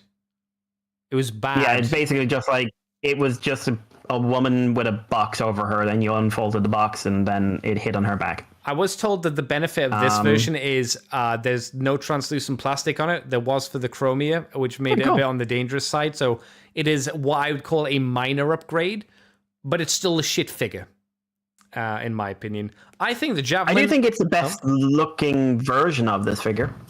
I like the head sculpt a lot. I'd go with that. The head sculpt, I'm not saying it's good. I'm not saying it's a good toy. I'm saying it's the best version of this toy. I was running through in my head trying to remember all the versions, and I'm like, there was that really awful like purple and orange one with a really weird lipstick painted on it, and I was like, oh yeah, that was pretty fucking bad. I was trying to remember all the other versions, and I was like, yeah, I guess this is the best looking one. You're right about the head sculpt. The head sculpt does look nice, but I think easily the winner is Javelin. Javelin looks really good, I think. Yeah. I've seen the Studio Series RC mold. It's a really good mold. It's a really good toy. This is an interesting, like, this is technically referring to IDW2, and I think it's the only toys we've had referring to IDW2. Because they both show up in kind of like, one's an Ascenticon and one's a Senate Guard in that. So like, Javelin is an IDW1 character who got brought over because she was part of Firestar's crew, I think. But yeah, like Javelin, I think looks really good colors. Love the head sculpt. I think it was a really good use of the mold. Really works very well for the look, and I think I dig the vehicle mode. I think the vehicle mode looks neat. I don't think Cascades looks neat because it's a shoe, but I think Javelin looks neat. This is kind of one of those situations where, like, boy howdy, is one of these going to be expensive on the secondary market. Oh my god, yeah, the other one's not. I don't think Cascade's going to sell for a huge amount. If you want to make money, you could probably sell Javelin for the set alone and keep Cascade if you really wanted to. Yeah, and also, like, I can say, like, I definitely don't think Cascade's going to have a ton of fans, because I had to be reminded that she was in the book as a background character. Like, to say she has no prominent scenes is something of an understatement. Yeah, I wouldn't say, like, her design, at least here for the toy, is anything more than a background character. She looks like someone you'd put in the background of a shot. Like, her defining feature, I think, instead of just being Robot Woman, is she has a cyborg eye, you know, like the Borg, and that's about it. She has really big hands as well. Oh, we need a 7 of 9 repaint.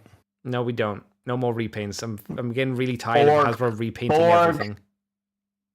Borg version of this, and Borg 7 of 9 colors. I'm legit getting incredibly tired. It feels like Hasbro are really going ham on repaints at the moment. Really heavily going ham. And I don't know if that's old man me or if the amount of repaints has just increased dramatically recently, but it feels like it. Either way, Javelin, great. Cascade, not for me. Next up, we have Nova Prime. I was going to call him Omega Prime, different series.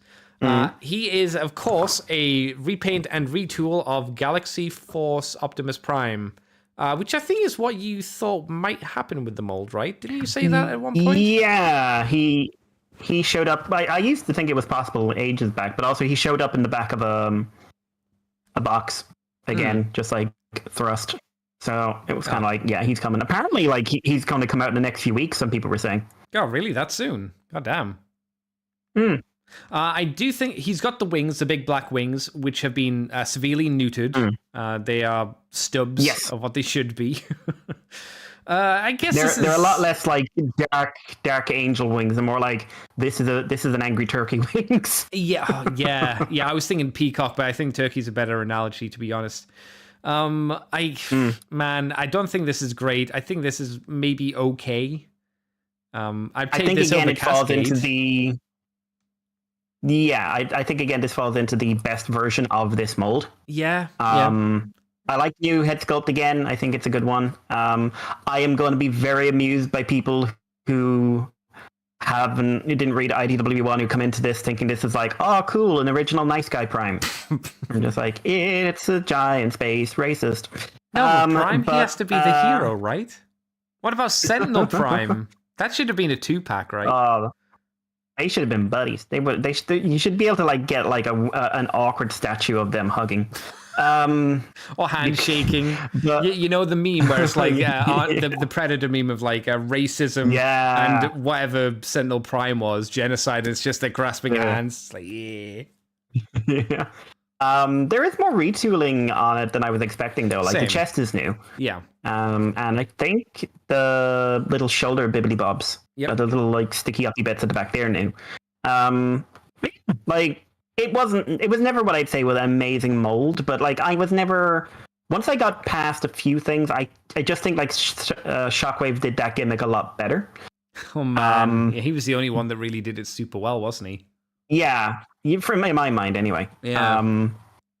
But this is like, I've never had this mold. Would I be tempted to pick this up full price? No. Would it be like a half price sale purchase? It could well be. It could well be. All right. Who's in the background of his pictures? Because I'm starting to do that now. I'm looking at the back of pictures and seeing like, is there anyone who could be a toy? Will you be able to zoom in better than I will be? So I can't really tell.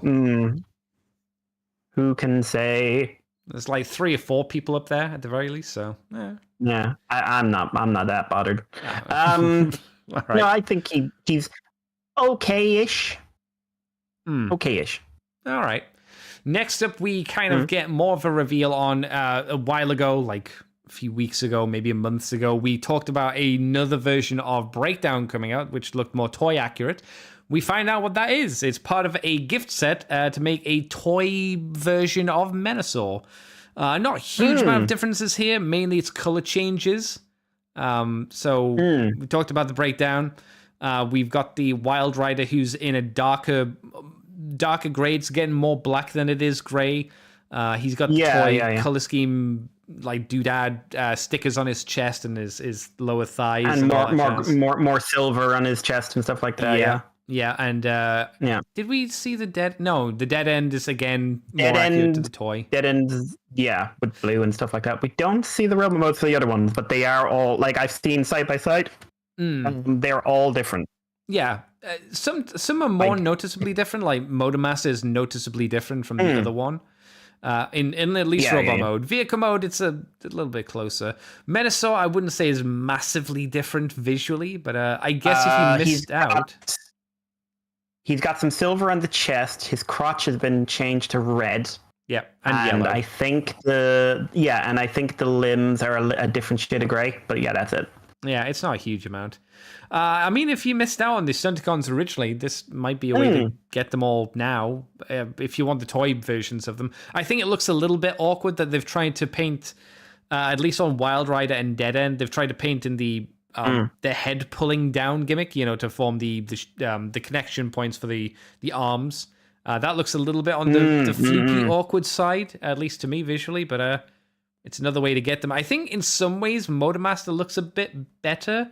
They blended in his truck mode a little bit nicer. The Decepticon insignia is where I would say it should be.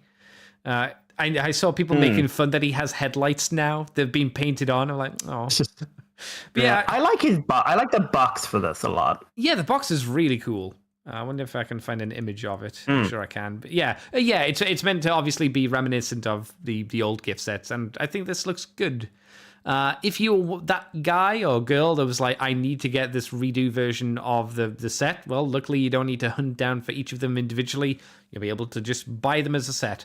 I've got the Stunticons as is, so I'm good. I don't need to worry about this, but I guess it's an option out there for you if you really want to zigga ha. Now, Mikey, what's the next figure we're talking about? Andy, it's not the Earthrise mold.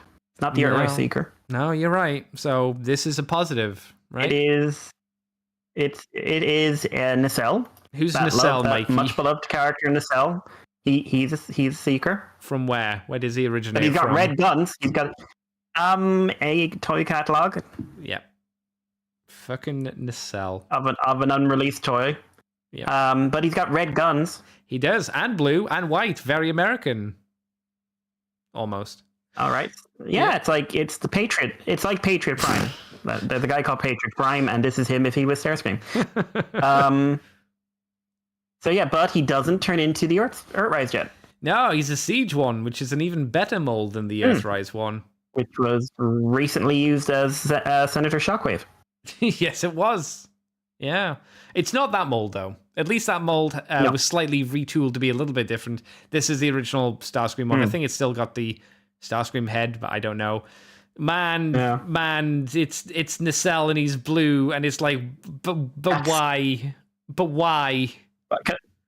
Can I say something? Yeah. That box is enormous. How big's the box? It looks very big. Oh, you don't actually know. You're just assuming from the shape of it. Yes. Yeah. But that either that is just hey, we're going with a different box shape on this Voyager toy, or that is a very big empty box with nothing else in it. Who asked for this? Which I don't know. There's Nova's on his box though. Nova's in the corner of his box. Oh, well, that's nice. That's nice. Jesus Christ. Cross promotion. Why are we doing the cell? Come on, guys. Like this is what I mean by it feels like there are way more repaints than there ever have been. It's because here we go, we're doing the cell. We've so far talked about no new figures so far. Right? No new figures. So far we've only talked about repaints and retools. That's it. Yeah. Yeah, also I figured out who's on Nova's box. Who is it? It's It's Orion, Shockwave, Ratbat, and Megatron. Oh, so the 2 packs we've got. Okay, fair enough. We've already got them. So basically, this is all one big scene where like they're having an argument, and in the background, Nova's like kind of being a dick, and in the background of Nova, there's Nacelle who's just kind of thrusting, and probably who is Nacelle in the back of? I don't know. It'll be on one of the boxes, probably. I guess. Yeah. Then they have some images of the Dion RC Elita pack, whoever the fuck it is. Whatever, we talked about that. And then we've got the only new figure that they showed this week, which is Studio Series Ultra Magnus. We see him in a few modes. People are being very silly about this toy. What do you mean? What do you mean? I have seen screaming arguments of people going, the Kingdom one is better. This one is better. The Kingdom kept the original gimmick. We don't want the original gimmick. I have seen people being utterly vicious to each other about this. What do you mean the original gimmick? What original gimmick are you talking about? The armor up gimmick, like White Prime gimmick. Okay. People have like been unusually vicious about this. This has a lot of people with buyer. This feels like a lot of people like had this dream. Ultra Magnus bought the toy they thought was going to be the best they were ever going to get, and then they made this, and now they're just like, but this is what it should be. And other people are like, but we like the gimmick, and it's just like everyone's being an asshole. How long ago was Kingdom? 2 years? Yeah, it feels like when I saw this, when this was revealed as like the new figure, I thought it feels really soon to be doing another Ultra Magnus. But then I went, oh, Optimus Prime and Bumblebee. So I guess this is okay. And also like the Kingdom Ultra Magnus came out. No, it was Earthrise, and then they redid it for Kingdom. But like he came out a year after the Siege mold that he was based on. So yeah. Yeah. We've had quite a few Ultra Magnuses quite recently. Magni in quick succession. I don't mind that this doesn't have the original toy gimmick of having a smaller Prime go into it. That doesn't concern me. Like if that's an issue for you, I think you need to remember this is the Studio Series version, and this is meant to be the movie version, the cartoon version, and that wasn't a thing in the cartoon. So this is not the figure for you. I have a concern though with this, in that they have worked in, whether they needed to or not, they worked in you can pull him apart at the limbs gimmick. Oh, really? Can you do that? I mean, that would probably make sense with how you transform him, but. But I really hope that it's not just like we had a transformer and then we worked that in, because you did that with Cup and it led to some very bad joints and joint tolerances. This is a bigger figure. This is Commander class. Yeah. If he's got weak joints, like where you separate them, that's going to be a problem. How do you think this figure looks, though, Mikey? All in all. It looks like Ultra Magnus, like chunky, big, point. Mm-hmm. I mean, I hope the transformation's fun. I've never loved Magnus's design. I've always preferred the Diaclone colors, but it's fine. Like, I think it's amusing he's coming with the Matrix. Well, Mikey, mostly because he's one of the few guys who comes with the Matrix who can hold it. I don't think you have to worry. I think this guy will come at least in 2 other repaints in the future. Will he come with a different head sculpt that is all scully? Well, here's an interesting thing, right? What are they going to do with the Shattered Glass? Are they just going to make another Shattered Glass Ultra Magnus? Because that hasn't been out too long either, really. But but Andy, that one had that one, right? So they made that, but then that one came with 2 heads. Now they can do the proper one with 1 head. Yeah. And then the third party can make an evil head for it, as God intended. See, I think this looks for an Ultra Magnus pretty good. I think maybe the shoulder articulation looks a bit wonky, but it's hard to say with just the images we've got so far. I think for the most part they've captured a decent looking Ultra Magnus, but the important thing is how does it transform, and like you say, how does it hold up? Yep. Isn't this the first Commander Class Studio Series figure that we're getting as well? I think so. Yeah. We've had leaders, but not Commander Class. So the question is Studio Series Commander Class Ultra Magnus going to be more than a standard Commander Class figure? Because this one does Here, come yes. with a stand of cardboard. Absolutely. Fantastic. 100%. You will be paying more for him than you paid for Menasor. I will tell you that right now. If you're buying him on this side of the pond, I will be shocked. I will literally be shocked if he's not more expensive than Menasor was. You mean Motormaster? Menemotor is Menasor. Well, it was both. Menasor is Motormaster. Motormaster is Menasor. Finkel is Einhorn. Einhorn is Finkel. So I think that was the only new figure we got. We got a few other images of, say, Nova Kane. Oh no, there's another. There's another. There's. We'll get there if it's in the link. Noah. Noah's there. He was new.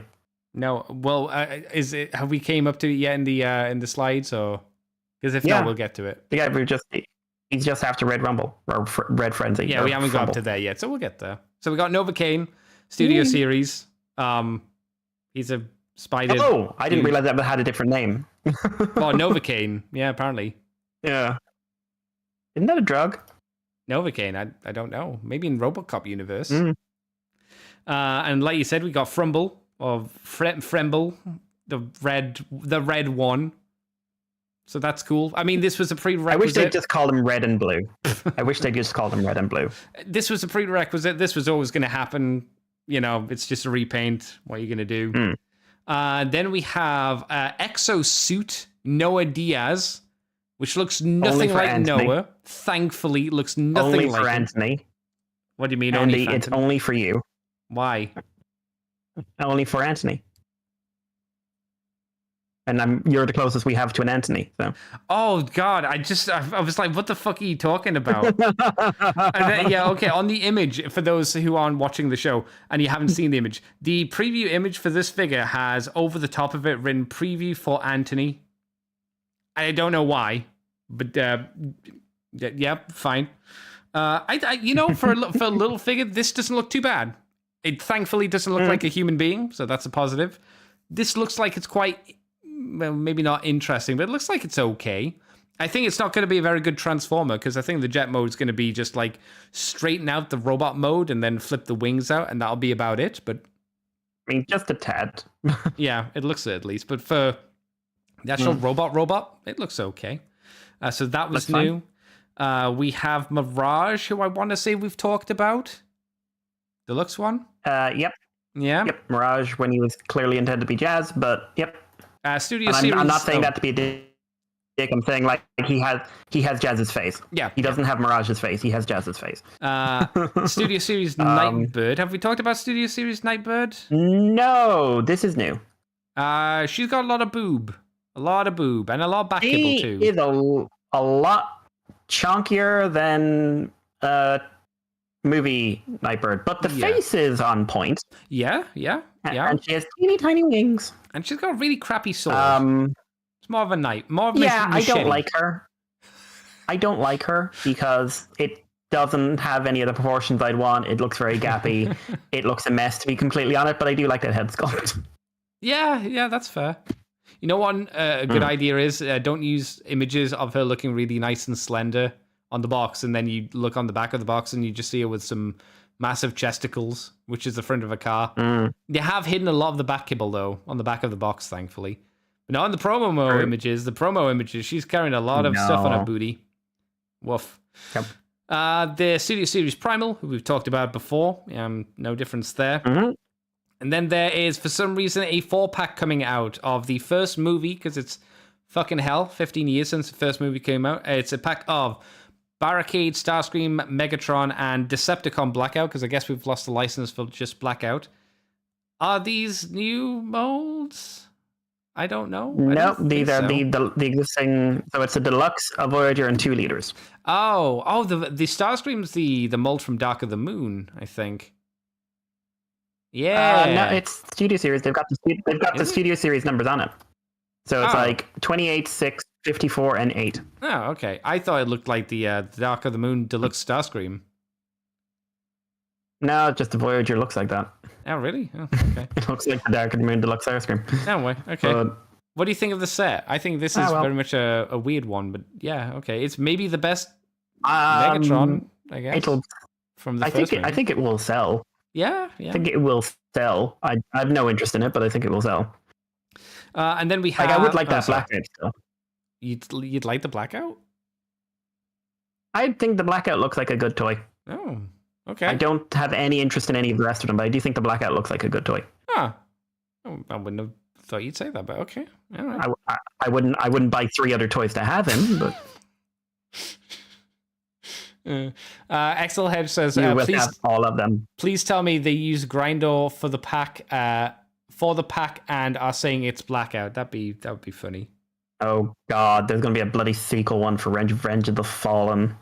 And they'll just use him again. All you have to do, you just have to swap out Megatron. And what? Who could be it? No, keep Barricade because it's Barricade. He's secretly in all the movies. Well, yeah, technically he is. There's always Police Car. He didn't really transform, but there's always a Barricade somewhere. Yeah. Next up, we have a slight retool, repaint of a figure that I don't think any of us should be surprised by. They've redone Ironhide into Ratchet. No shock, I would say. It's the Ironhide mold for the most part. If there's any differences, I can't really tell. And it's white. New head. All right. That's it. That's everything we got. Like I said, a lot of repaints. And you said we got 2 new figures, Mikey. The Ultra Magnus and Novocaine. And that was it. No, it was Ultra Magnus and Noah. Oh, sorry, the Noah figure. Okay. No ideas. Okay, so we got those 2 new figures, and everything else are repaints and slight retools. I would say not the best showing. I mean, would you disagree with me, Mikey? Or is that a fair statement?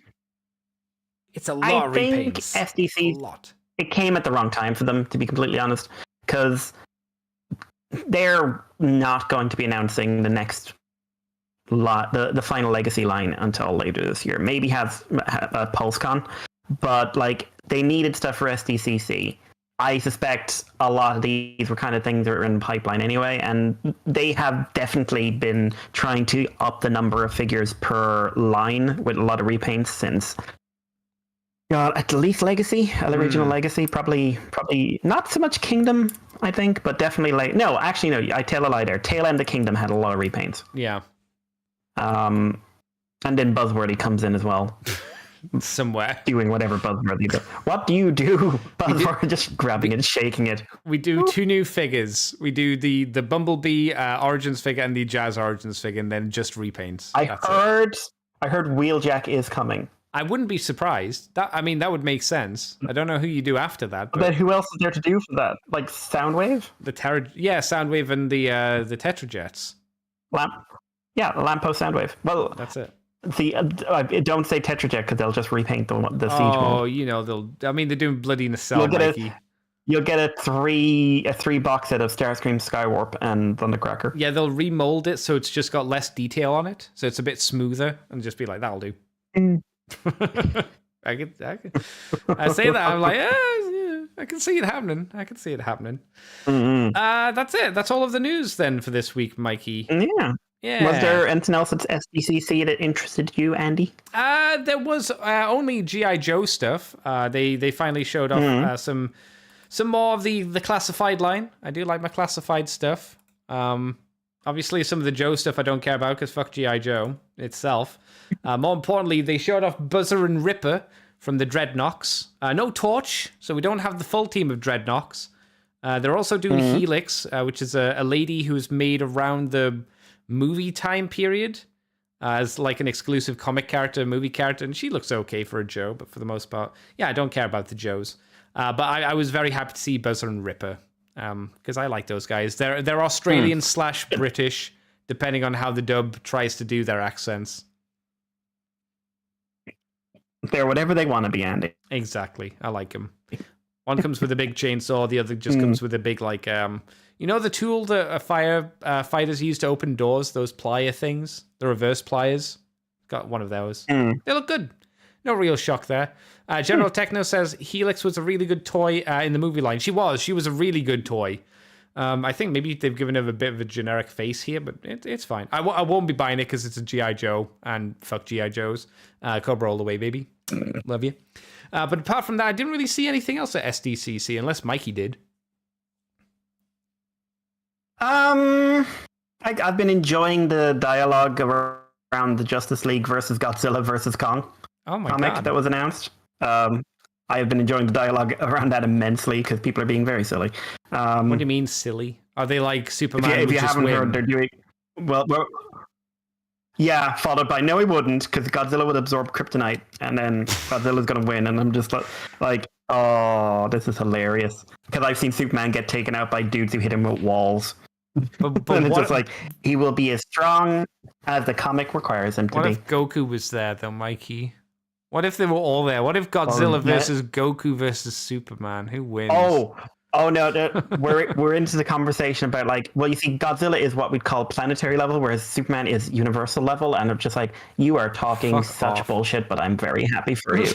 But yeah, the art looks good, and I'm amused by the setup, which is universe crossover. Monsterverse Godzilla and Kong show up, and because Monsterverse Godzilla is a being of balance, he's like, you're all fucking nuts. I'm going to level everything here until this planet is balanced. I'm just like, I love the idea he shows up in the DC universe and says, what the actual fuck? What's happening? Just like, how many times is it? Just like, he just shows up to like, how many times have you been rebooted? 7, 8, no balance. No balance. No peace. No peace. Godzilla says no peace. Simon Tang asks, "Are you getting the Cobra Hiss support team?" I'm assuming he's not asking you, Mikey, because that'd be weird. I want the Cobra Tech support team. I mean, there are like Techno Vipers, which are like the communications officers, so you could get them if you really want. They need to come with a table and a very old PC that is clearly not capable of doing the job they need it for. They come in the Trouble Bubble, which is a cool vehicle.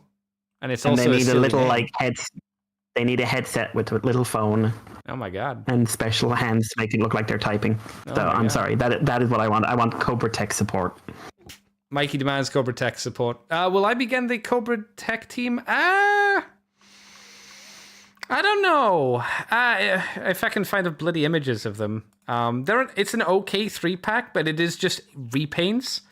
And you know, the problem with G.I. Joes is the same problem that Hasbro have, at least in my eyes, with a lot of their products. I feel that all Hasbro stuff are just really overpriced at the moment. I literally can't find the tech support team images, but that's fine. Put this up instead. They're all like ridiculously expensive. Like I missed out on the Viper 3-pack because it never went on sale, and by the time I saw it went on sale, it was gone, and I was like, I would have liked that 3-pack. I'm not paying the market price. I wasn't going to pay the 60 to 80 quid for 3 figures. I'm like, no, I can't do that. And it'll be the same price for those 3 as well. So probably not. I'm satisfied with paying my exorbitant price on the Hiss tank itself whenever I get that in the future. But at least I know technically that'll go up in value. Haha, so I'm winning in the end. Not really, but you know. Yeah, apart from that, I didn't really see too much. So I guess we can move the show on to Mikey. What are you been up to this week? What are you doing for fun? You little sausage. Only finished my marking there on Friday, so I haven't actually done much. You've been getting smashed, taking cocaine because you're celebrating. Taking Novocaine. I don't know what that means. I don't. Novocaine. Shut up. So I did do a little bit. Ooh, all right. It went on big sale here. I was just like, okay, like that's cheap. So I picked up Metal Hawk for how much was it? 18 euros. Yeah. Nice big sale. I'm very happy with him, to be honest. It's very much the Cyclonus basically the Cyclonus scheme they've been using since 2008. But no, it's a decent little figure. I watched New King Oger. That was basically a clip show. Were you happy with the price that you paid for Metal Hawk? Or do you think he would have been okay to spend full amount of money on him? I would have been happy paying another, I'll say 6. Okay. I know people like rave about this mold. I don't rave about this. I think it's solid, but like I also was never happy paying full price for the old Cyclonus Deluxe. Oh, no, yeah. I never liked that mold. I'm the one person on Earth who doesn't like that mold. Yeah. Well, I'm the one person that doesn't like Final Fantasy VII Remake. You're the one person that doesn't like that Cyclonus mold. We can be hated in different ways. It's fine. Exactly. Yeah. So it's decent. I mean, if you see him cheap, pick him up. If you don't see him cheap, I don't think you're losing out on anything. He's still, if you wonder UK people, I think depending on your Smiths, he's still on sale. I think. So if you want to get him now. So check him out. I think they're clearing out for the next range, to be honest. But yeah, that's usually how it happens. I need to pick up the shrapnel at some point before he vanishes. Oh, it might be too late already. Who knows? It's Smiths, who can predict. Yeah. But so the other thing was King Oger this week was a clip show, a fairly entertaining one, but just a clip show. They're building up for the next big toy release. Which, if you've been watching the show, you totally haven't predicted that it was going to be a toy from episode 1, which is there's a castle that sure looks like a robot beetle lying down. But that would be madness. Madness. And the only other thing I did is today I watched Shin Kamen Rider, the movie. Oh, so it was really good, right? Right? Because the Shin movies are all good. There are no bad Shin movies, right? Right? Vangelis liked it a lot. Ultraman was really good. Shin Ultraman, right? I'm literally twitching. My eye just went. Right? It's not as bad as Shin Ultraman. Yeah, I saw you tweet specifically saying that. I was like, ooh, but okay. I think Shin Ultraman is a fucking disaster of a film, so faint praise. Yeah, it is praise. It is praise of a sort. It's got less. Basically, it's got more acting going on than Shin Ultraman did, with one major exception, which is the female lead, who I think she's monotone. Oh. And it drives me up the fucking wall. Like deliberately monotone, or like, oh no, this was a mistake. No, all the actors can act. It's just like the script is basically exposition, action scene, exposition, action scene. All right. It suffers from the pacing problem of Ultraman, in which they basically tried to shove 20 chapters of a manga into one movie. Oh no. Because it's based off the manga. It's not it's taken a lot from the TV show, but the story is much closer to the manga. It's very in love with the 70s. To an unpleasant degree, in my opinion. They've literally choreographed the fight scenes to look as much like the 70s as they can get away with. But why? Because then they can use sound effects and soundtrack and everything from the 70s. And oh my god, don't you love nostalgia? The only thing I've seen of it so far is like one shot of it, like it was side by side. It was like the dramatic zoom in from below up to a cliff face, and it zooms in on his head, and it's like meant to like you say, 100% reference the original show. The thing I didn't like was I could see the dude's hair coming out from underneath the mask. I thought that was weird, a weird like design choice. That's a reference to the limitations of being in the 70s. Oh, didn't like it personally, but you know. Monster designs are fine. I wouldn't say they're like rocking or anything, but they're fine. But for me, one of the dialogue, the first villain, he just talks for the sake of talking the entire fight. Some people like to pontificate, you know. Like, not only do I think the choreography is not great, I have a real problem with the level of blood splash and everything else. It's purposely ridiculous. Is it Amazon level? Amazons. Sorry, Amazon. Oh no, it's way bloodier than Amazon. Really? Like, wow. He like, Kamen Rider punches a guy in the skull, smashes his skull, and then like a bucket of blood splashes on a local tree or across him or something like that. So and it's that more just like keeps Kamen Rider over and over and over Amazon. again. Oh my god. But like, you do that, but then you combine it with like, the editing in non-action scenes isn't too bad, but then the action scene editing comes in and it's just like Ultraman's editing. Ooh. And it's so frustrating. I'm sadly going to have to accept the fact that I do not like the Shin movies. I do not like Hideki Anno's direction style, and I am not interested in nostalgia being the entire point of your film anymore, or your movie, or your TV show, or your video game, or your comic, or your toy line. I'm done with nostalgia as a thing. Nostalgia is fine when it's handled as a tool, not when it is the tool. Don't you remember though, Or the Mikey? only tool. Don't you remember? I do remember. I do remember. I wanted to learn something I don't know. No, you need to remember things. Yeah. So, rating. I think Shin Godzilla is the best one. Okay, all Because right. I think that had something to say. I didn't agree with how it said it, but I think it had something to say. I think Shin Ultraman is absolutely the worst one. I think Shin Ultraman. The fact Shin Ultraman won an award for editing is an actual legitimate crime. Conspiracies. And the Japanese Film Academy should be fucking ashamed of themselves. Oh my god. In my opinion, genuinely, it was one of the worst edited movies I've ever seen. Oh my god. And I would put this between the two of them. So if I was giving them numbers, like Godzilla would be 5, Ultraman would be 2, and then Kamen Rider's a 4. Maybe a 3 or a 4. I'll say 4 just to be nice. Many people are loving this, and I am very happy for them. I think this is probably the best gateway drug to Kamen Rider you're going to find because it's the most openly accessible. It's shorter than the TV shows. It's not trying to challenge you like the TV shows were, like Black Sun and Amazon's. Like, if you want a legal way of getting into Kamen Rider, this is probably the easiest way to tempt someone. To me, just think it's kind of garbage, but better garbage than the last one. Turns out I'm just not a fan of any movie Hideki Anno makes, and I don't like his style. It's just hateful Mikey being hateful again. Why don't you like things, I hope people enjoy it. I hope people enjoy it. I hope people get as much as they can out of it, but I'm good. I'm glad.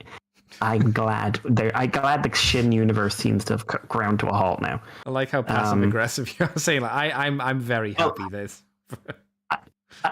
I like the fact there's a weird robot.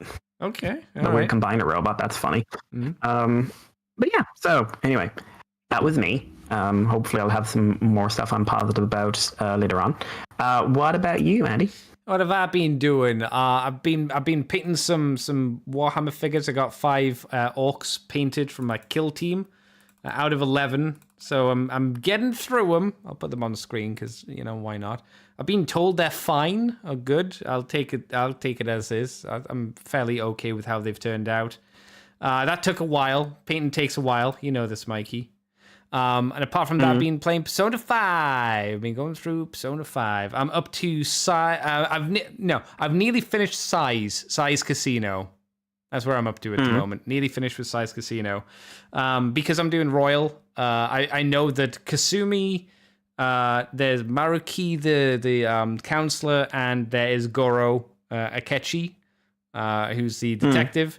I have a feeling, I'm going to go out on a limb, that Akechi might be the badman. Why do I say this? Well, using my deductive reasoning and knowledge, I got his social link to 8, and he told me he hated me with a deep, fiery passion. He was like, "I hate you." I was like, Maybe he just takes himself very seriously. He might have also said on multiple occasions through the social link, "We're very similar, you and I." All I needed him to say was, "I'm something of a scientist myself." And I would have been like, are you the badman, Akechi? I mean, I could still be wrong. You might be holding your tongue, but he seems somewhat suspicioso to me. I'm just, again, you can only rank him up to 8, and then he's not available again. Also another, because that's what Adachi was like, if I remember in Golden, right? You could get Adachi up to like rank 8, and then it was just like, I'm not going to be friends with you anymore. Why is that, Adachi? Why don't you want to be a level 10? Man just liked his veg. Just liked his veg. Adachi, yeah. Well, those bitches asked for it, so fuck them. Push her to the TV. Fuck bitch. Man just liked his veg. I liked Adachi. I think I really liked Adachi as a villain. He was such a piece of shit. I'm glad you clarified that, because you just went, women had it coming, push her in the TV, kill her. I really liked Adachi. If you played Persona 5, you know. The man made points. He did. Maybe yeah. they weren't all. He might have killed 1 or 2 people, but was he really the villain? It's a question. I mean, technically, no, he wasn't really the villain because there were other things afoot. I'm sure that'll be the case for Persona 5 as well. But yeah, shockingly, I've been enjoying it. I think Okumura, the spaceships palace, was really shit. I hated that palace. Also thought it was kind of weird that Haru, the girl who was introduced, it wasn't her story. It was mostly Mona being a little bitch. And no one really apologized. It was kind of weird. Oddly enough, I think that there are some aspects story-wise that are a bit too similar to Persona 4. I don't know if this is a thing that they just run by, but they do the whole, like, Mona feels like he's become worthless since Futaba has come in and replaced him as the knowledge person. Oh, what does that sound like? It sounds like Rise and Teddy.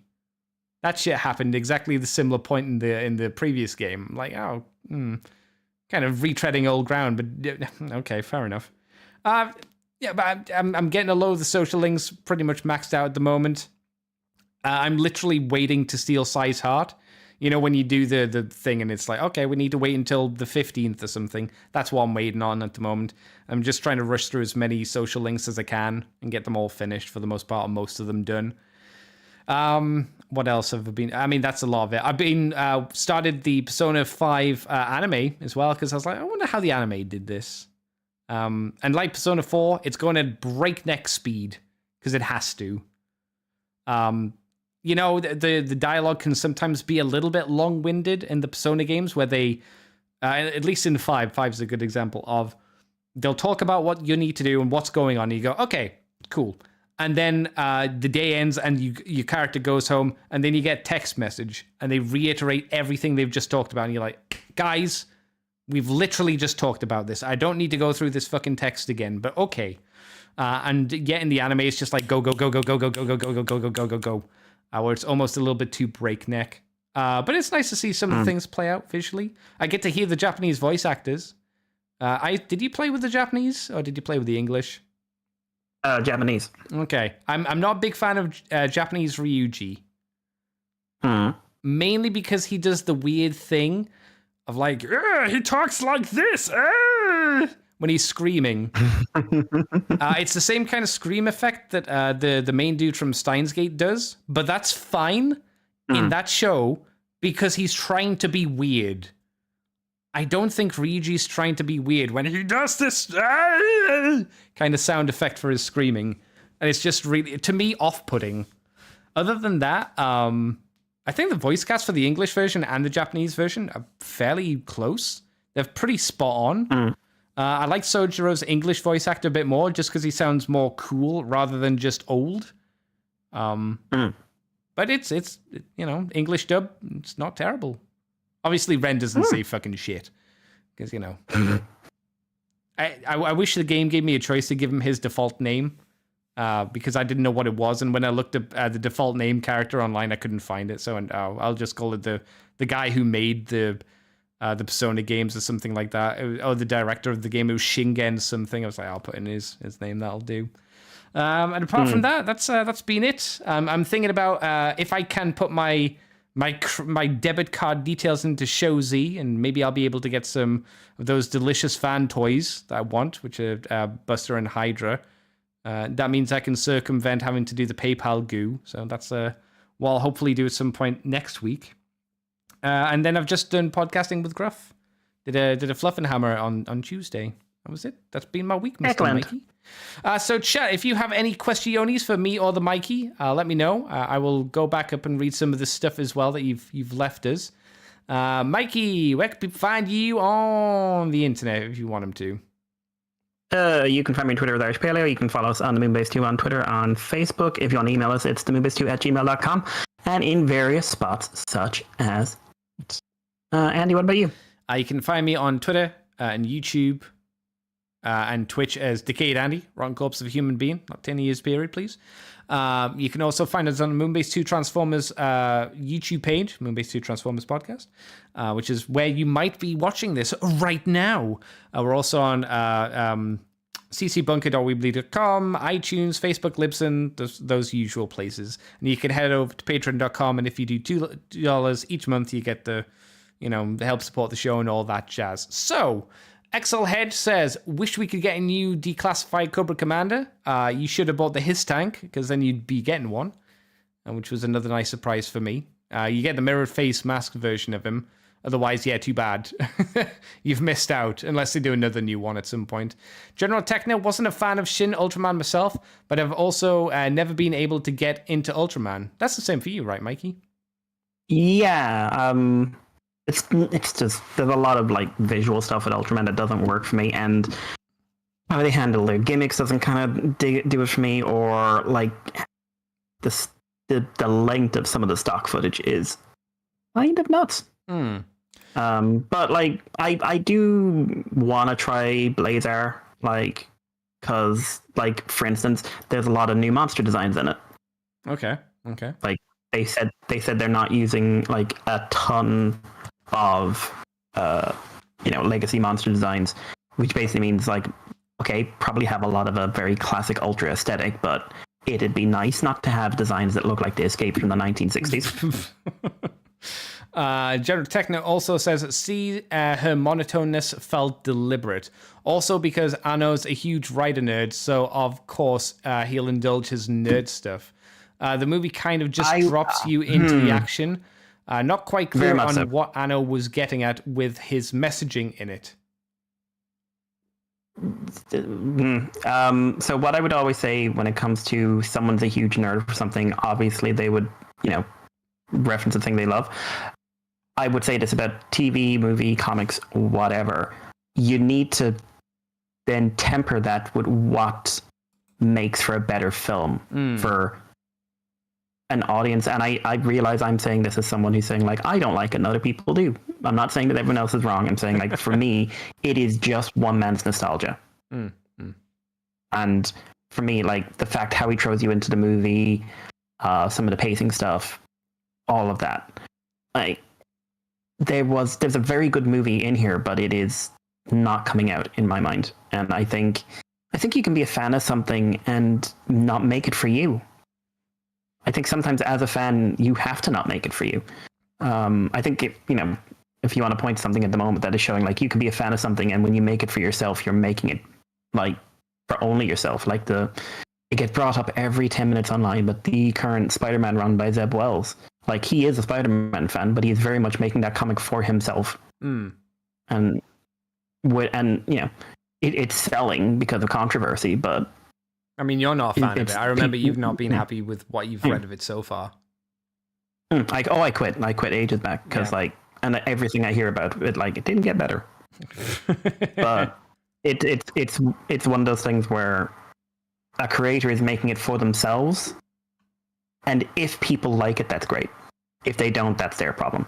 And I for me, that's it's the same thing. I think, like, it's a weird thing where comic creators and TV producers and stuff are so hostile towards their audience sometimes. At the moment, they certainly are, yeah. Like, to me, it's kind of a sign of, like, the class of the individual. Oh, like, how much are you making this to take consideration into what other people are going to get out of it? And, like, some people, like, a lot of people are watching Kamen Rider and they're seeing a big action movie with lots of, like, violence and referencing the thing they love, and they're loving it. And maybe that's all we needed it to be. I needed it to be something else. Okay. All right. But there's nothing, like, I'm not saying, like, there's a problem with you if you didn't need that. Oh my god. Question: either of you watch the new Strange New Worlds episode yet? The Lower Decks crossover came out Saturday. Mikey. Oh my god, did it? I have not watched any Strange New Worlds yet. It's on my watch list, but I have a big watch list. I heard about the Spock episode and I wanted to kill myself because it sounds fucking dreadful. Spock gets turned into a human being and starts talking like a human, and he forgets what logic's like. It's a lot of the writing, from what I hear, and when people describe the episodes, they sound really bad, really antithetical to Star Trek. Like, at best, Star Trek wise, they are flat. They are generic. You've seen the best Strange New World episodes are derivative of better Next Generation or DS9 episodes. They're bad versions of them, the best ones. Yeah, because we've talked about this, and like I said, like, anytime because I don't hear people talk about it very often. No. Anytime I hear someone talk about Strange New Worlds, it is positive. Like, they do say, "Oh, it's the best Star Trek show at the moment." No, and it's just like, okay, low bar, but I don't. I've never sat down and watched it, so it's really interesting to me. Like how the dialogue's clearly different, very different, depending on like who you're following or whatever. But yeah, like I'm sure the Lower Decks one will go down as a huge fan favorite of people who love Lower Decks. Yeah, I don't hate Lower Decks the way Andy does, but I have no interest in seeing it in live action. I have no interest in seeing it live action. I fucking hate Lower Decks, so it's not going to be the show I'm going to watch because it's just going to be me going, I hate this. I hate these Lower Decks characters, and Mikey might come across going, I've seen worse. I would imagine. XL Head says, Andy, have you chosen your romance options? And do you ship Anne and Ryuji? Do I ship Anne and Ryuji? No, because Anne can do better. I feel Ryuji does a lot of dumb shit. I think he does the most dumb shit I've seen in a Persona game. I don't think he's a bad guy, but I wouldn't put them together personally. For my romance option, I'm going with Kasumi. The ballerina chick from the Royal, which wasn't an option for Mikey. She's really nice. She's athletic. She's very motivated. She can cook, kind of, sort of. She's a good girl. She's great. I need obviously my confident thing is being locked off from 5 because we need to get to term 3. I'm told because I was like, why can't I do any more Kasumi stuff? And it says you need to get into the 3rd semester. And open up the game before that becomes a thing. So I'm like, okay, Kasumi, you'll have to go on the back burner because I literally can't do anything with you at the moment. General Techno. Mikey, you probably don't have an opinion on. Actually, what's your opinion on shipping Anne and Ryuji? I'll give you that one. What do you think of that? I never ship Ryuji with anyone, ever. Ryuji is a problem. Would you ship like Ryuji with like studying because he's dumb as fuck and he needs more of it? I would ship him with self-improvement. I will say as well that the scenes in Persona 5 where it's like you and the boys going on the trot for puss. I don't think those were as good as Persona 4's going on the puss for trotting on the thing for thing because I think Yosuke and our boy Kanji were way better at like looking really lame while trying to get some puss. And they got into way worse situations. There were no situations where they were swimming in a creek and a teacher upstream vomited into the water. Oh, yeah. That was a bad day for those boys. That camping trip was not a happy time. It was a good part of the game, though, but it wasn't a happy time for them. General Techno, that new classified Cobra Commander is absolutely going to be at retail. Given the Hiss one is specifically a painted variant of it. The only reason I'd say that I'm not entirely sure of that, General Techno, is Mephisto for the failed Ghost Rider card. That has yet to come out on its own, and Mephisto would sell. Like, people would buy a Mephisto figure, and he hasn't came out as of yet. The Cobra Commander, I too would find it weird if they didn't put a mirrored mask Cobra Commander out there on the market for people. Because it is like, there are 2 looks for Cobra, well, there are 3 looks, but there are really 2. There's the hooded Cobra Commander, and then there's the classic mask. Technically, we've had the mirror mask with the original release version, but it was more of a stylized version rather than the cartoon version, so they still might do that. A new Cobra Commander with a hood could happen, and the third option is the weird, like, Dick series one with him in his power armor, which I don't really like because you can see his eyes, but I don't know. It'll be interesting to see. Either way, I've got the Hiss tank, so I'm happy. In my mind, I'm happy enough with that. I mean, we'll have to wait and see when I get it, if I get it and I've got like buyer's remorse or whatever. Simon Tang, what do you think of the Dragonfly HasLab and the new Star Wars Ghost? I'll ask Mikey because I don't think he'll have an opinion on them. Mikey, any thoughts on them? No. Okay. Right, for me, the Dragonfly is a G.I. Joe vehicle, so who gives a fuck? Nobody likes G.I. Joe. The only reason people are into G.I. Joe is for Cobra. If you like G.I. Joe, basic. Get yourself sorted. Get a real enjoyment. Get some Cobra stuff instead. The Firefly is fine. It's a helicopter. The Hiss tank is cool because it's weird and sci-fi. It's just a helicopter. at least in my opinion. So it's fine. I'd never want it. It's just like, bro, do you want a helicopter for 6-inch figures? Nah, I'm good. The Ghost from Star Wars. Well, I don't like Star Wars anymore. Star Wars kind of died for me. Pretty much around The Force Awakens. I think it's good for people that want the Ghost, but I some people liked Rebels. I thought Rebels was kind of crappy personally. I didn't like how it was written. So that, yeah, I don't know if I think the Dragonfly might succeed for HasLab. I don't know if the Ghost will. I mean, they might have already, to be honest. I don't keep up to date on those things. General Techno, they wouldn't have done a specific mail-away variant if they weren't planning to use it at retail. Again, we'll have to wait and see. Maybe he'll be locked. Maybe he won't be. XL Hedge, the last Ultraman I got was Superhuman Cyber Squad, and before that was the 80s Ultraman, the movie anime dub. I haven't watched SSS Gridman yet. Oh no, I'm sorry, XL Hedge. Oh, go to hell. You have made a Mikey enemy today. That's just not a normal enemy. That's a Mikey enemy. You have 1 week. That's enough. That's like 13 episodes. That's not much. Yeah, he has 1 week. Yeah, that's fine. 1 week, 7 days. You could do 2 episodes a day. It's only an hour. That's easy enough. 1 week. Mr. White, delicious Adam White says, an extreme version of the creator creating just for themselves is Tom Scioli G.I. Joe comic. Yeah, fuck me.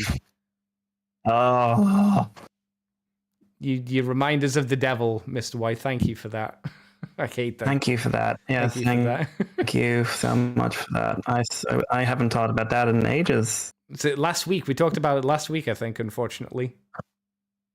General Techno, yeah, you won't like it if you don't like a TLD. That'll be another Star Trek thing, I think. I could be wrong. Given how well they translated... Oh, no, it'll be something else. How well they translated Bolimer/Mariner into live action. Biomiller? I don't know what that is. Jack Quaid is straight up... Oh, okay. There you go. Jack Quaid is straight up getting all the body language of his character. XL Hedge and Ryuji and 2 perfect dum-dums and deserve each other. Oh, yeah, okay, said it again. Simon Tang, US retailer would not like a KKK-looking figure. They need to be braver then. Isn't it time that we had action? We've got action figures in Japan of Hitler and of Stalin. Is it not time to have the KKK action figure set? Is it not that, Mikey? What do you think? Is it time? I'm just gonna say I just don't know how you stylize they stylize Hitler. How are you gonna stylize the KKK? Okay, I don't know how you stylize. Well, no, you've got the different levels, don't you? You've got the Imperial Dragon Overlord Supreme Commander guy with the purple robes and all that jazz. I can tell you what the Build-A-Figure would be. It would be a burning cross. There you go. Lights and sounds. The sounds would be the fire effects, obviously. You're welcome. Yeah, I gathered. Yeah, I gathered. It would be the perfect toy for your 3-year-old. Hooray! General Techno, Ghost is almost fully backed. Oh, okay. I'm torn on getting it given it awesome, and I love Rebels, but it too big. Buy a bigger house, get bigger things. You stylize the KKK by giving him an eye on his head, and a head of tentacles. Oh, that's neat. Yeah, so you make him a Cthulian monstrosity. Yeah. Especially if then you have normal human ones who then have like normal hateful faces and then terrified faces. Like they've just realized their boss is a horrible Cthulian monstrosity. That'd be pretty fun. All I can think of now is the Superman versus the KKK comic that came out there a couple of years ago. I don't remember that. There was a 2-pack. Was that a thing? Oh yeah, Superman versus Ku Klux Klan. Oh my god! I think it's a remake of a comic from the 40s or something like that. But yeah. Oh my god. Did it sell well? Would you believe that Superman does not? Apparently, yes. But Superman, it turns out, does not approve of the KKK. Man, I would have really pegged him as the KKK supporter myself. I guess you just can't tell. I was going to say I was going to say, like, it's weird that the immigrant is not really a fan of someone who's saying, like, keep everyone out. But then I was remembering, like, hang on, how do people end up after they've been in the UK for like a generation? Yay. They end up in the Tories. Dom, the big man Dom says, next indie wave is a Build-A-Figure, Build-A-Fura wave. That could technically work. Indiana Jones figures. Yeah. Build-A-Fura wave. Oh my god. That's a great title for the wave as well. Build-A-Fura wave. I love it. You go to hell. You go to hell and you die. That could be the tagline. I like it. Build-A-Fura.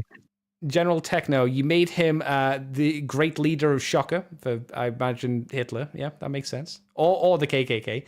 Superman versus the KKK was a remake of a radio play from the 1940s. Oh, there you go. Which incidentally had an ex-KKK member. Remake of something.